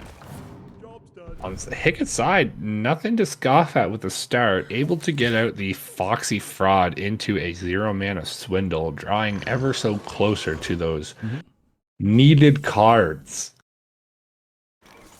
So what kind of rogue are we looking at right now? I think it's pretty much Miracle. It could have the, secret package that we've seen, but I think this is pretty clear-cut Miracle from what we're seeing from Hickett with the Og Merchants and things like that in the deck. Sometimes they cut the Cult Neophytes as well for that package, so... Yeah. Hickett looking at the Wicked Stab, but I think that's... I mean, he can clear this 3/3 if he chooses to. He could shadow the Foxy, play it, and then actually play the Plunderer and the Cult Neophyte. But then it would leave Wild 9 up with a Renowned Performer. And that is a lot of cards. Whoa, okay. Some ideas going around with Hickett? Oh, okay. Okay. Still does the same clear. It just leaves you with a little bit less on the board. Cult Neophyte, I guess, is definitely better for saving for the turn you expect to skull. Right. So, argument to keep it there. Keep it on turn 5. Yeah, and just slap it down. I don't think Hickett is too worried about using too many cards. He does have the Secret Passage in hand to help him out with, needing to find anything on an awkward turn. On the side of Wild 9, talking about awkward turns, I do see a Mankrik. I grow impatient. Maybe trying to decide where he wants to put this 3 damage. Or if he wants to even just hero power and play the boar. I like the Mankrik better. I do as well. I guess now the question is, what do you hit? Yeah. Or do you even want to use your coin for that? Because you are coming into a turn where you might be able to. No, all right. I think that was a good hit. So, Secret Passage? Yeah, turn's a bit awkward. This is kind of that turn that this is what we're holding it for, right? So, yeah, I don't hate it. Or Dagger Secret Passage. Maybe just Dagger Dagger Neophyte? Interesting. Okay. Because if you passage, you have 3 mana. I suppose, what are we playing off of 3 mana? Is the argument for Hickett, and really for Rogue, not much, especially still having a ton. I guess if you hit Mankrik, you're pretty happy, but that's a big if. Okay, Neophyte coming down this turn, I believe, or Passage. Nope. Yeah, I think we're gonna have to passage or Neophyte here. We've held it this long for, I think, the exact reason you and I were saying is this is Skull territory, and not gonna find the Skull disruption, but he doesn't know that. What it is gonna do is enable a turn 6 Blackthorn. Right. Or if Wild wanted to, on turn 8, use that coin to dagger and do the Ildari. Demons.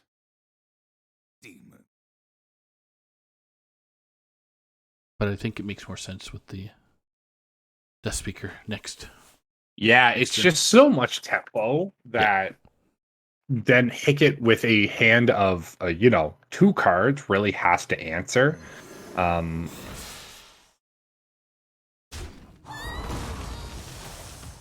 do like the trade there because we could shadow step that and we want to coin the Blackthorn next turn. Yep. Here's a snap on the passage. We're hoping for probably a Kazakis. One Thief's not awful, and a Swindle will refill the hand, so we have found the cards that we need. Oh, Contact is good. Contact so I generates. like holding. Oh, we can't hold One Thief. That makes me so sad. Kona Cold. Prime Session is not gonna.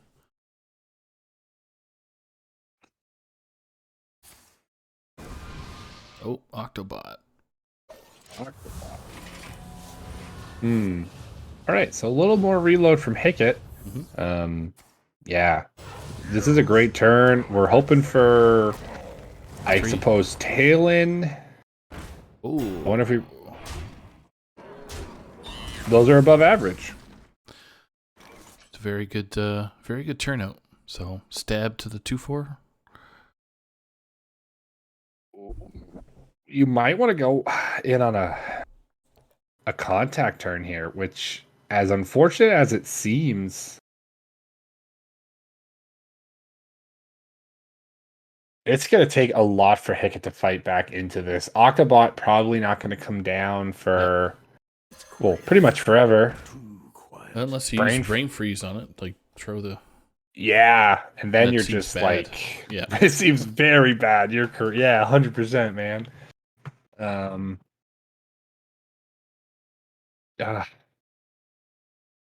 little bit fugly this turn. Yeah, I guess you brain freeze the 4-2. Yeah. It's the most, it's the cleanest, takes the most off the board. Ooh, Tenwu is not what you want to see right now, unfortunately. Yep. I mean, we can't even damage our own Octobot. There's 12 on the side of Wild 9. No weapon, so we can't see the Illidari come down and hit face next turn. It's coming down turn 9, definitely.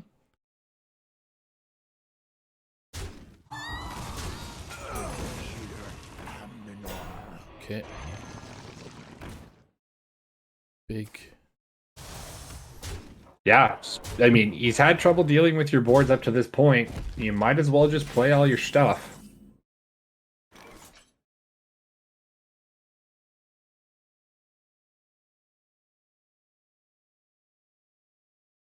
Yeah, I think this one is Outside of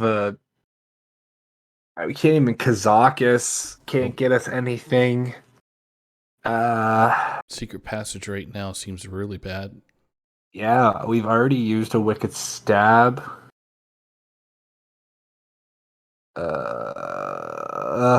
Man, oh man. You could do Efficient Octobot with Augmenter. Nope. Yeah, I guess, yeah, but this points towards, I mean, this saves us from dying at least. Mm-hmm. I don't know what we're looking for here, though. Prize Plunderer is pretty good. Oh, okay, Shadow Step. So we can Mankrik. Mankrik twice. We could actually Mankrik, Plunderer, Step Plunderer.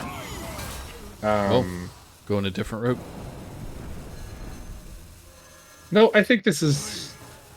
Yeah.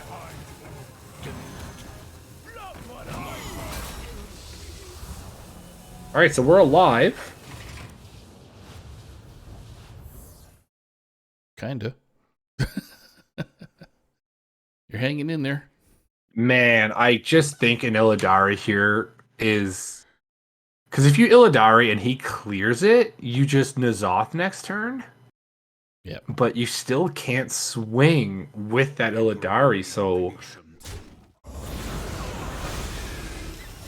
Just gonna drop a lair, the Elemental Firebird. And... Hap. Nope. Olgra. Olgra, okay. Field contact. It's quiet. Too quiet. All right, field contact is a pretty good draw. I wonder... I think you just want to use this Augmentation. Yeah. You got to draw some cards. Foxy is great. Can we top deck something nicer? No, that is going to be the end. I mean, we could Tenwu our Foxy.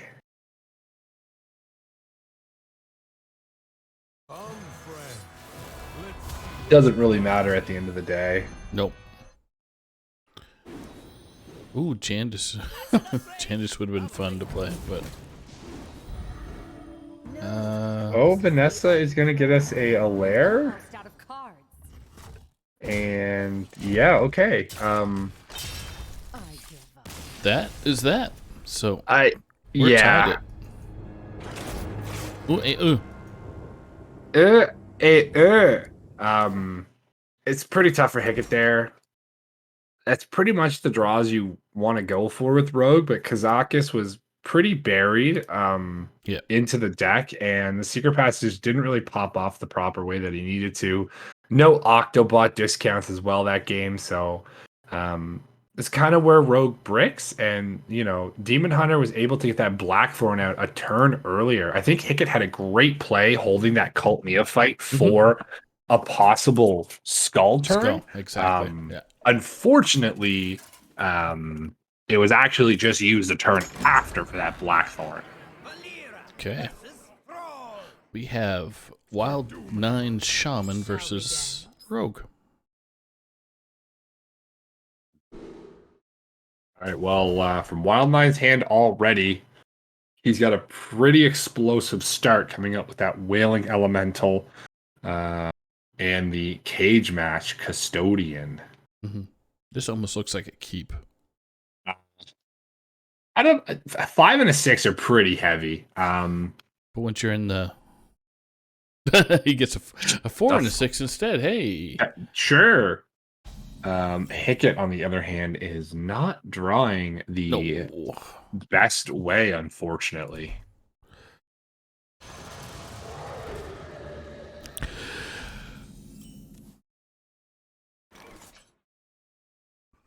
Cult Neophyte or Foxy at this point, I would think.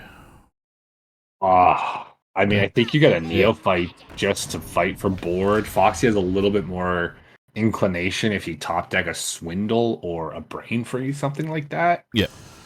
This just helps you fight the board.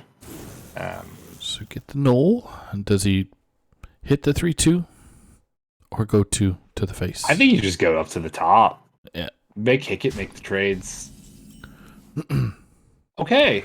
Octobot, good with the Og Merchant. It's good, but what are you buffing? Right? This is actually a lot nicer, I think, play. It allows the Wailing to be dealt with, leaves you up with a board, and still develops the Octo that's really not going to be dealt with cleanly whatsoever. So,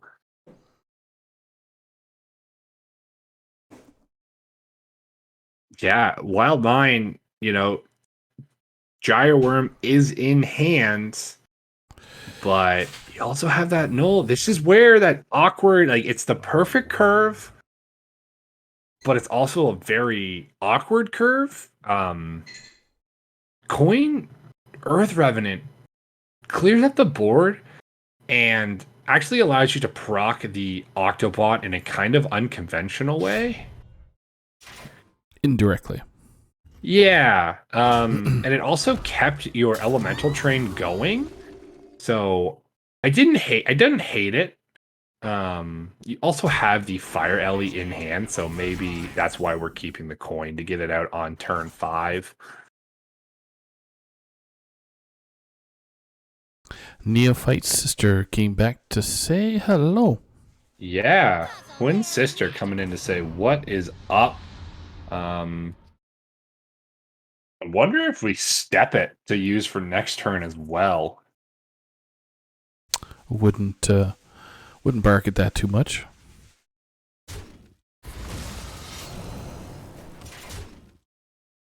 Just gonna poke face. Yep. But opting not to do that. Quite a few resources here, and Gyreworm is not turned on currently. Earth Ellie is going to come down, trade into the Neophyte. That is a 3/7 on board for Wild 9. Pretty clean turn. And a Foxy a no turn. Okay. There's nothing you can do, right? I think if he gets field contact, he runs away. But this board is getting out of hand for Wild 9. Swindle could get you somewhere. Wicked Stab, Prize Plunder, Brain Freeze, and Wicked Stab could take care of the 3/7. So you could actually, he could clear here with I was gonna say he could have Brain Freezed the 3/7, Prize Plunder the 3/7, 10 Wood the Prize Plunderer, and then Prize Plunderer the 6/5. This uses our Shadow Step, I believe, if we're going to do it. We might just leave it frozen, though. Yeah, looks like that's what they're opting for, so that's good. Yeah. Gyreworm. Double Gyreworm doing things. Yeah. I'm interested to see the Gyreworm. With the Dung Tank was super clean. Again, turns off that elemental chain. I think if we have board here, we're probably just slamming this Whack-A-Null. We've already played the one elemental. I think we might hold this second Gyreworm because next turn we can Dunk Tank Gyreworm. So that leans me towards Whack-A-Null this turn, because Serpent Shrine would overload us unless we go Gyreworm Whack-A-Null for next turn. Pretty much all extremely good lines right now from Wild 9. Yep. Wild 9. Checking out all their options. Got Alex in hand, so is going to take out the 2-1.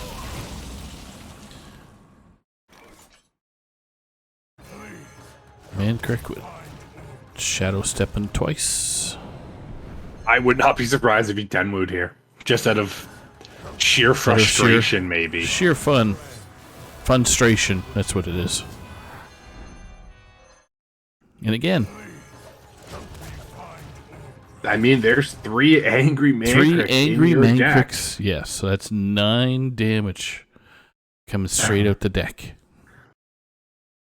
But there's also a lot of damage coming out for Hickett here.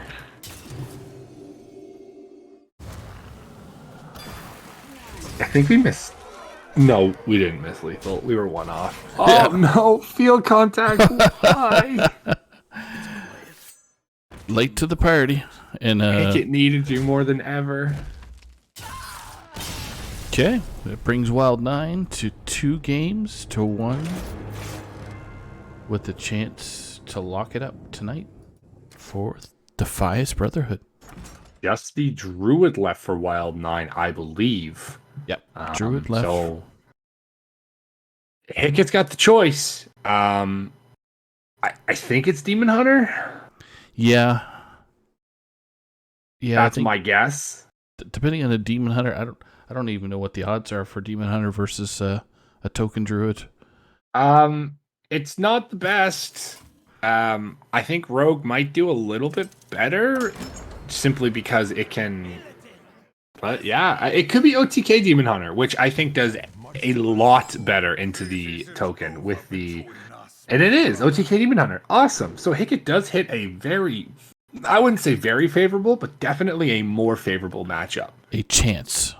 Has a chance to tie this up and see what actual Druid Wild 9 brought. So he ends up bringing Primordial. Wow.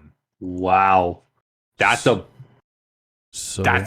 very, very interesting bring. I guess we expected it with his ban of the Druid, but man, leaving Shaman and Rogue up and bringing a Clown Druid, that's a spicy meatball. Not much flavor. Oh, I guess the Nature Studies. Good to start off round 1. Right. So, I mean, this kind of resets it. I think Primordial Druid is going to have the advantage here. Wow. And what a draw from Wild 9 off of that Nature Study. Okay. Wild Growth coming out. Or, well, yeah, it would have to, because the overgrowth would not work. Not enough mana. No, but I mean, this is the dream start from from the Druid. You're going to be able to go into Overgrowth next turn. Yep. You've got the weight if you don't draw. But I mean, if you top deck your Primordial or your Guardian Animal, you've got the Innervate to then spark that. On the side of Hickett, he is collecting his stuff. He's definitely getting what he needs to. Yep. That's what I was just about to comment. Is Hickett slowly building his empire down there with Il'gynoth in the hand early. And some of the key pieces he's just looking for. What was it? Just some skull discounts at this point. Yeah, Moargs and he's gonna need some skull discounts going forward with those Moargs, because having Il'gynoth in hand is going to be a little bit difficult to get the full combo off Wild 9, on the other hand, guesses the weight and guesses correctly, draws those clowns into hand. Let's see if we can find resizing pouch? Question mark. I'd even go with the sentries myself, but Sentry's all right. I feel like it just dies. Living Seed actually, if we think about it, we're at, next turn. 4 mana. I almost would have put Lake Thresher on the board at this point, I think. What are we looking for? A 2 mana. What do we want a 2 mana? A tuna. Taking a tuna mana. First taunt. Oh, the first taunt minion you play each turn costs 2 less. Okay. That's okay. Good. Moarg found. Unfortunately for Hickett, he is only at 4 mana with his compadre there, Wild 9, being at a spicy 8. Let's make that 10. Is 10 mana for Wild 9. Is 10 okay? 10's alright. I think for turn 5, 10 mana is pretty decent. I'd have to check the stats on that. Can you go 11? No. You can't actually. Funny enough, you cannot do 11 mana. You can do 0 mana with Celestial Alignment. The turn you play it, you have 0 mana, which I always found was hilarious. I think at a Wild 9 here, he's thinking of what you alluded to last turn. Is am I jamming the Lake Thresher here, or am I slamming down these clowns? Could innervate and then Lake Thresher Overgrowth. He could do that, yeah. But wants to go clowns. Wants pressure on the board. Hickett's not too worried about this here. Tainted Arcanist is going to be able to deal with this pretty well. Or Talented Arcanist. Is it talented or he's a talented Arcanist, Saku. He ain't tainted. He's you look at that talent. Yes. Taint.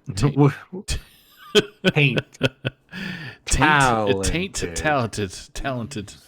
A talented taint. Well, back to the match. Back to the definite match that we got to look at here instead of talented taints. But anyway. Anywho, these Arcanist is going to make work with the Immolation Aura. Is going to deal with his clown board very easily, but then you're kind of stuck. I grow impatient. I don't think he's got a choice here. Moarg and Immolation, but you don't want to waste a Moarg because... Nah, I mean, yeah, if you don't hit your discounts on the Moarg... Oh, wow. Okay. Oh. No! No, it's going to be stuck, Saku.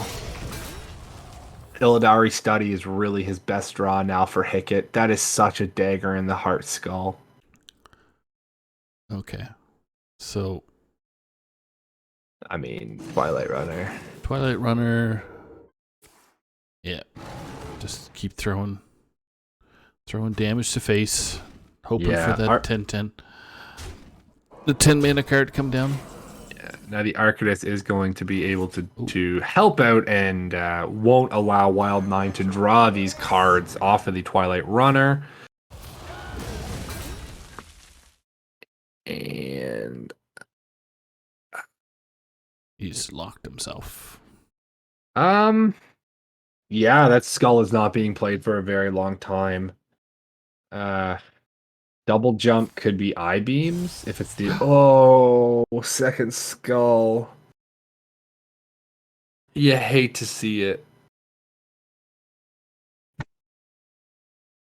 Yeah. Unless the next card is a 1 mana card or a 0 mana card, then it's gotta be the Illidari. Yeah. I suppose as Hickett, you could play an Og Merchant for an I-Beams target. If you really don't think Wild 9's going to play something here. I think maybe that is... He's also counting damage, I think. Hickett is just seeing what he has in hand. Because really, if we think about it, he's got 9 mana is this combo in his hand currently. Okay. and he's able to do the full combo. Fell Scream is going to be able to do 9. Actually, only. Oh, there's a philosophy for you. But it's so awkward because the Moarg isn't discounted. Do you skull? Oh boy.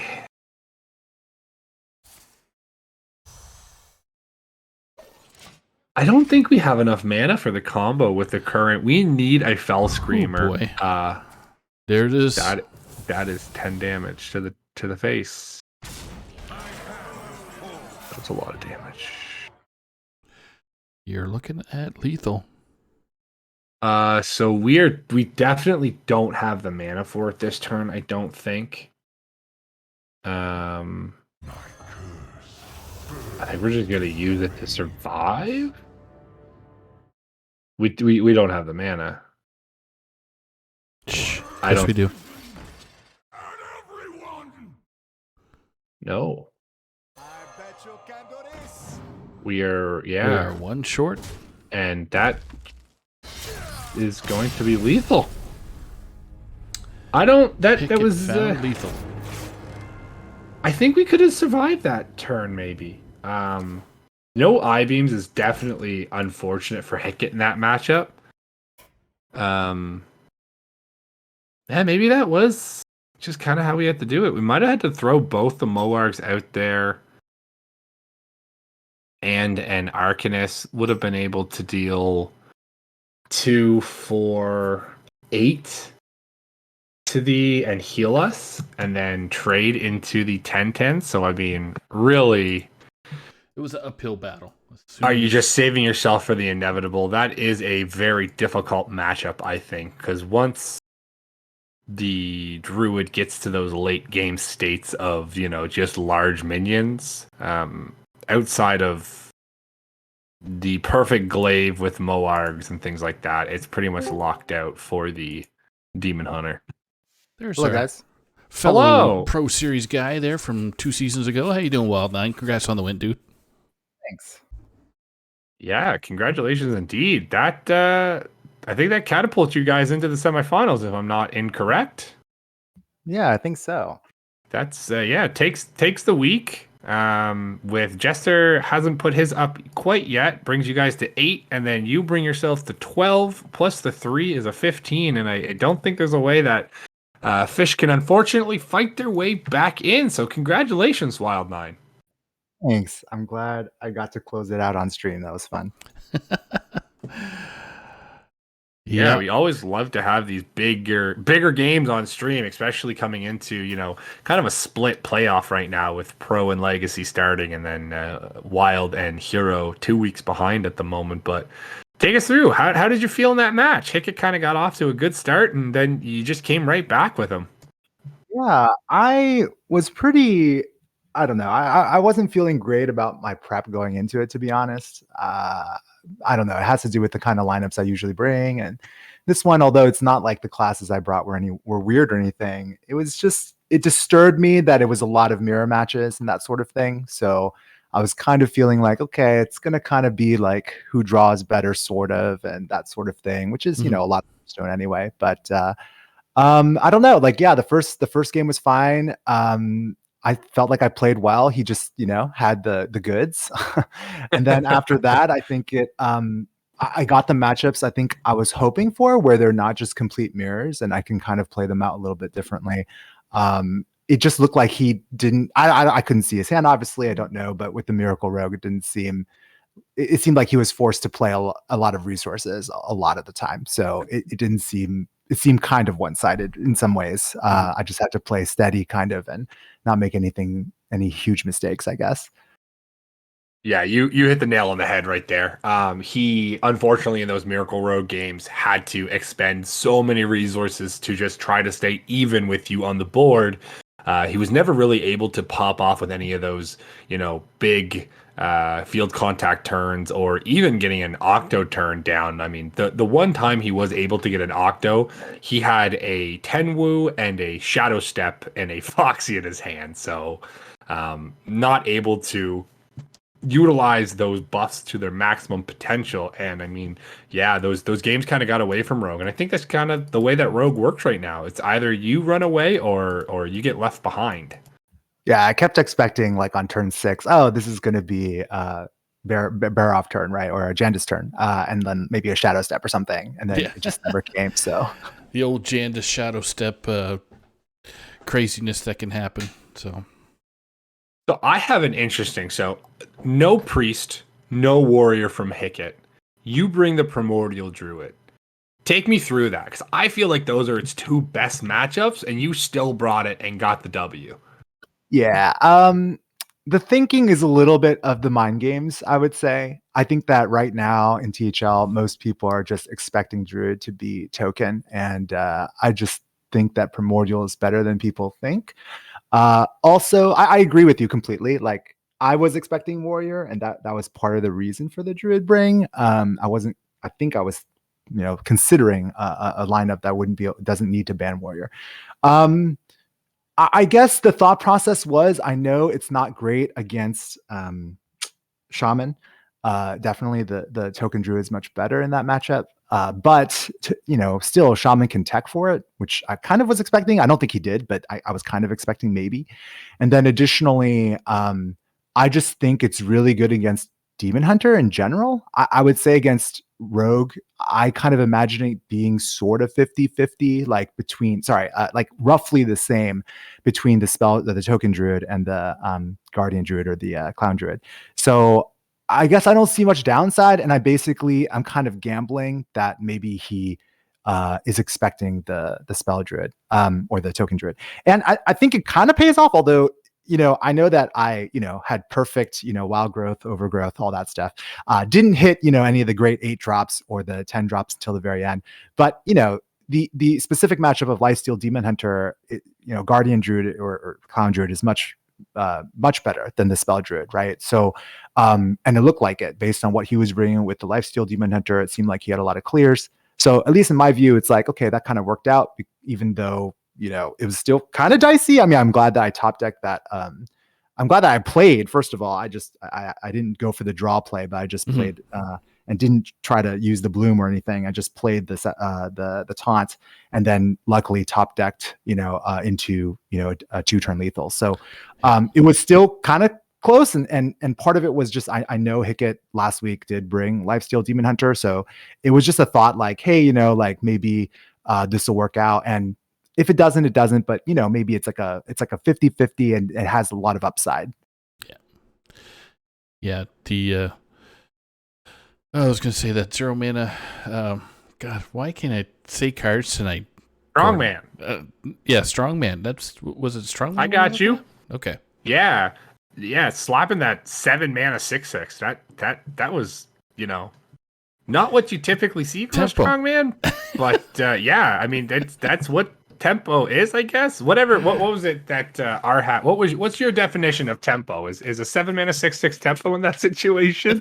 I guess. I guess it's all it's all in the eye of the beholder, whatever the tempo is. Because in that situation, you hit it dead on. I mean, no eye beams coming out in that last Demon Hunter match. I think there was a way he could have survived, but it required using both Moargs, a Fell Scream, which he had already burned the second one, and then using his second Arcanist to push through, and he still had to face tank. So there was a lot of in the air, and he could have survived it. But I mean, that's kind of the way it came down to, is as you said, you didn't really run away with that game. You kind of just hit enough that pressured the Demon Hunter. Yeah, I honestly feel like I probably misplayed the turn where I just played the 5/4 stealth, and I think the right play was either playing the 4/6 if I wanted to push a little more tempo, or just leaving the board up the 4/4s. I kind of like made the read, I guess, that the turn before, since he just attacked 1/4/4, that maybe he didn't have clears, because the turn before he used the draw plus clear for the little 2/3.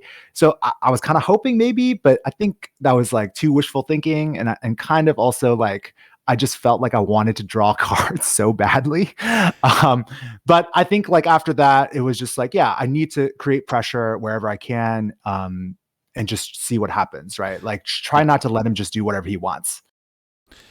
Yeah, I go ahead. I think that play was. Oh, sorry. Yeah, I think that play was really clear. I would have, even seeing the hand, I think you needed to runner there because you were pretty much out of plays in your hand. So I agree with that play 100% over, and that's me seeing the hand of Hickett there. Okay. Yeah. Cause I was wondering, like, I could save this with the broom and maybe he plays, but honestly, what is he going to play? Like, he's not going to play any minions. So, yeah, that's the biggest question is, am I ever going to even be able to use this aggressively? Or, I mean, does it survive after a survival of the fittest turn? And, you know, instead of a 5/4, it's now a 9/8 and it survives anything unnecessary. But I agree. I mean, I think looking at what your hand was at that point in time, that's a completely reasonable play to make. Yeah, I mean, I was basically top decking at that point, right? So yeah, because that bloom, you weren't going to use that bloom at any time soon because that would have put you in danger pretty quickly, especially if you got a skull that actually fell. Yeah, in their hand very well. So he actually sandwiched his skulls that game. He drew a skull on turn 5 and then drew a double jump on turn 6, which his double jump brought him another skull.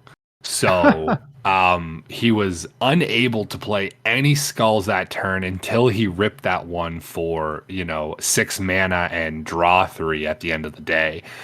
So a little unfortunate, and did draw quite a few combo pieces as well. Il'gynoth in the hand, double Og Merchant in the hand, or Ethereal Merchant.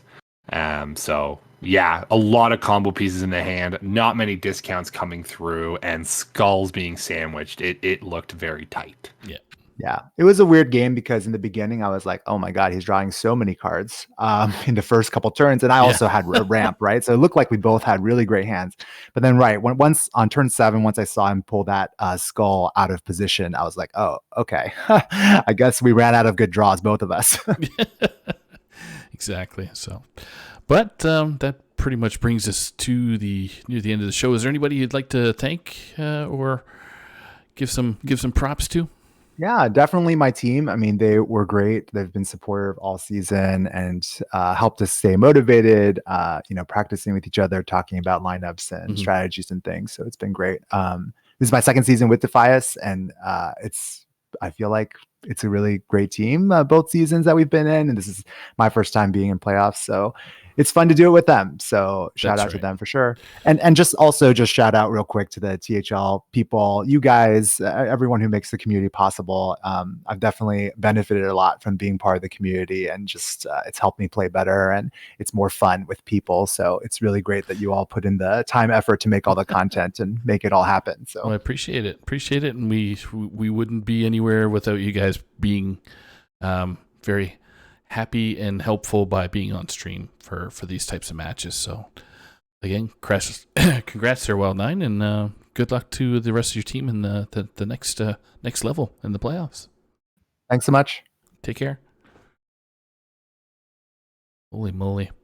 Wow. This night was like a buzzsaw. So we finished 3 matches in pretty much 2 hours, roughly. Sometimes we don't finish one match in that amount of time, Saku. I know. So next Friday, we're asking all players that we asked to be on stream just to bring nothing but priest classes. That's it. Yeah, I need to go late into the night. I got to reset my sleep schedule here. I'm a new dad, and I'm used to late nights and early mornings. So exactly. I'm in for it, guys. Let's get some priest mirrors going. Please don't bring priest mirrors. I will cry. This is a super sarcastic request. Please don't do that. But I mean, eventful night, as fast as it was, Defias getting through as the first team through the semifinals. Yeah. I think that was pretty expected from most around.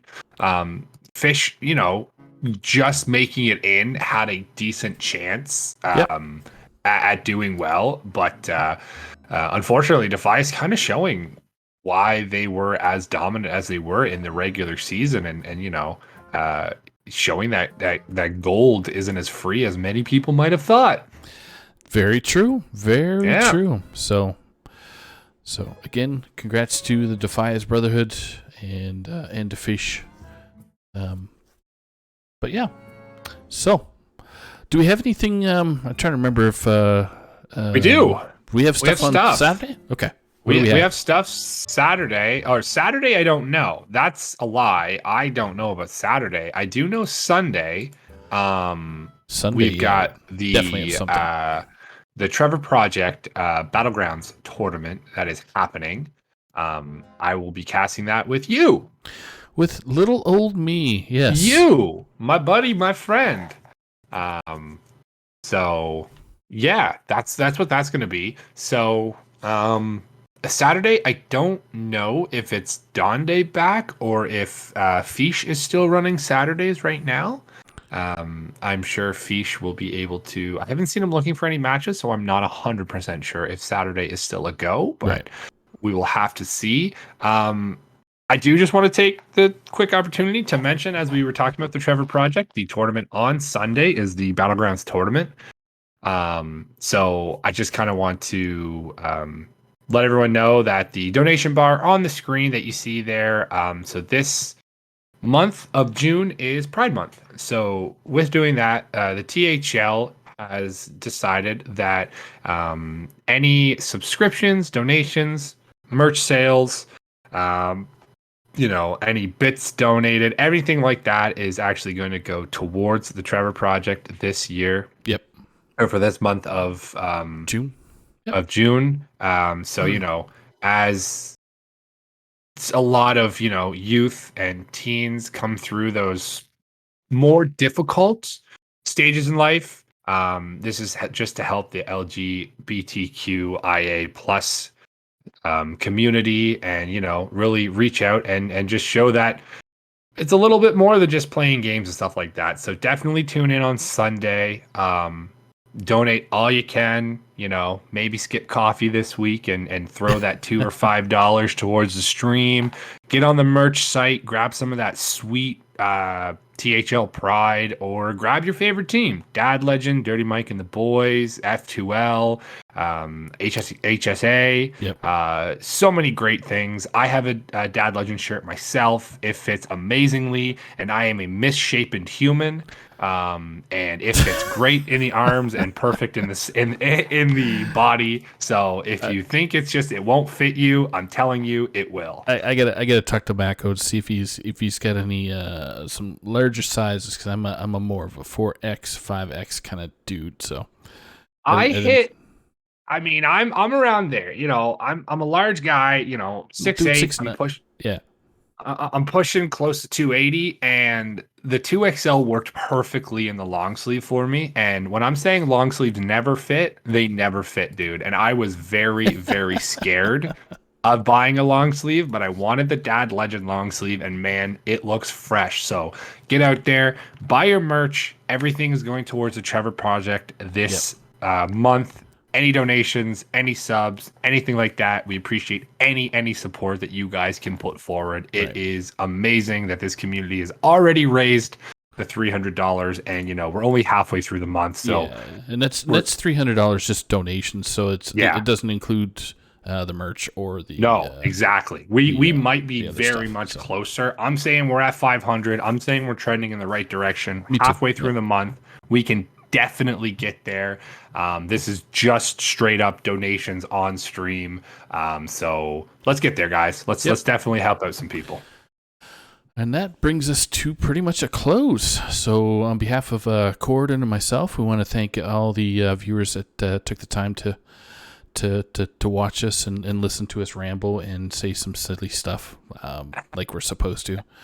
And also special take care of Hickett from the tornado warning that they're going through right now. So Ohio, my goodness, stay safe, my friend. So stay safe. And everybody else out there, get vaccinated, stay safe, and we will see you on the next stream. So stay tuned on the THL Discord. Take care, everybody. Take care. Stay safe.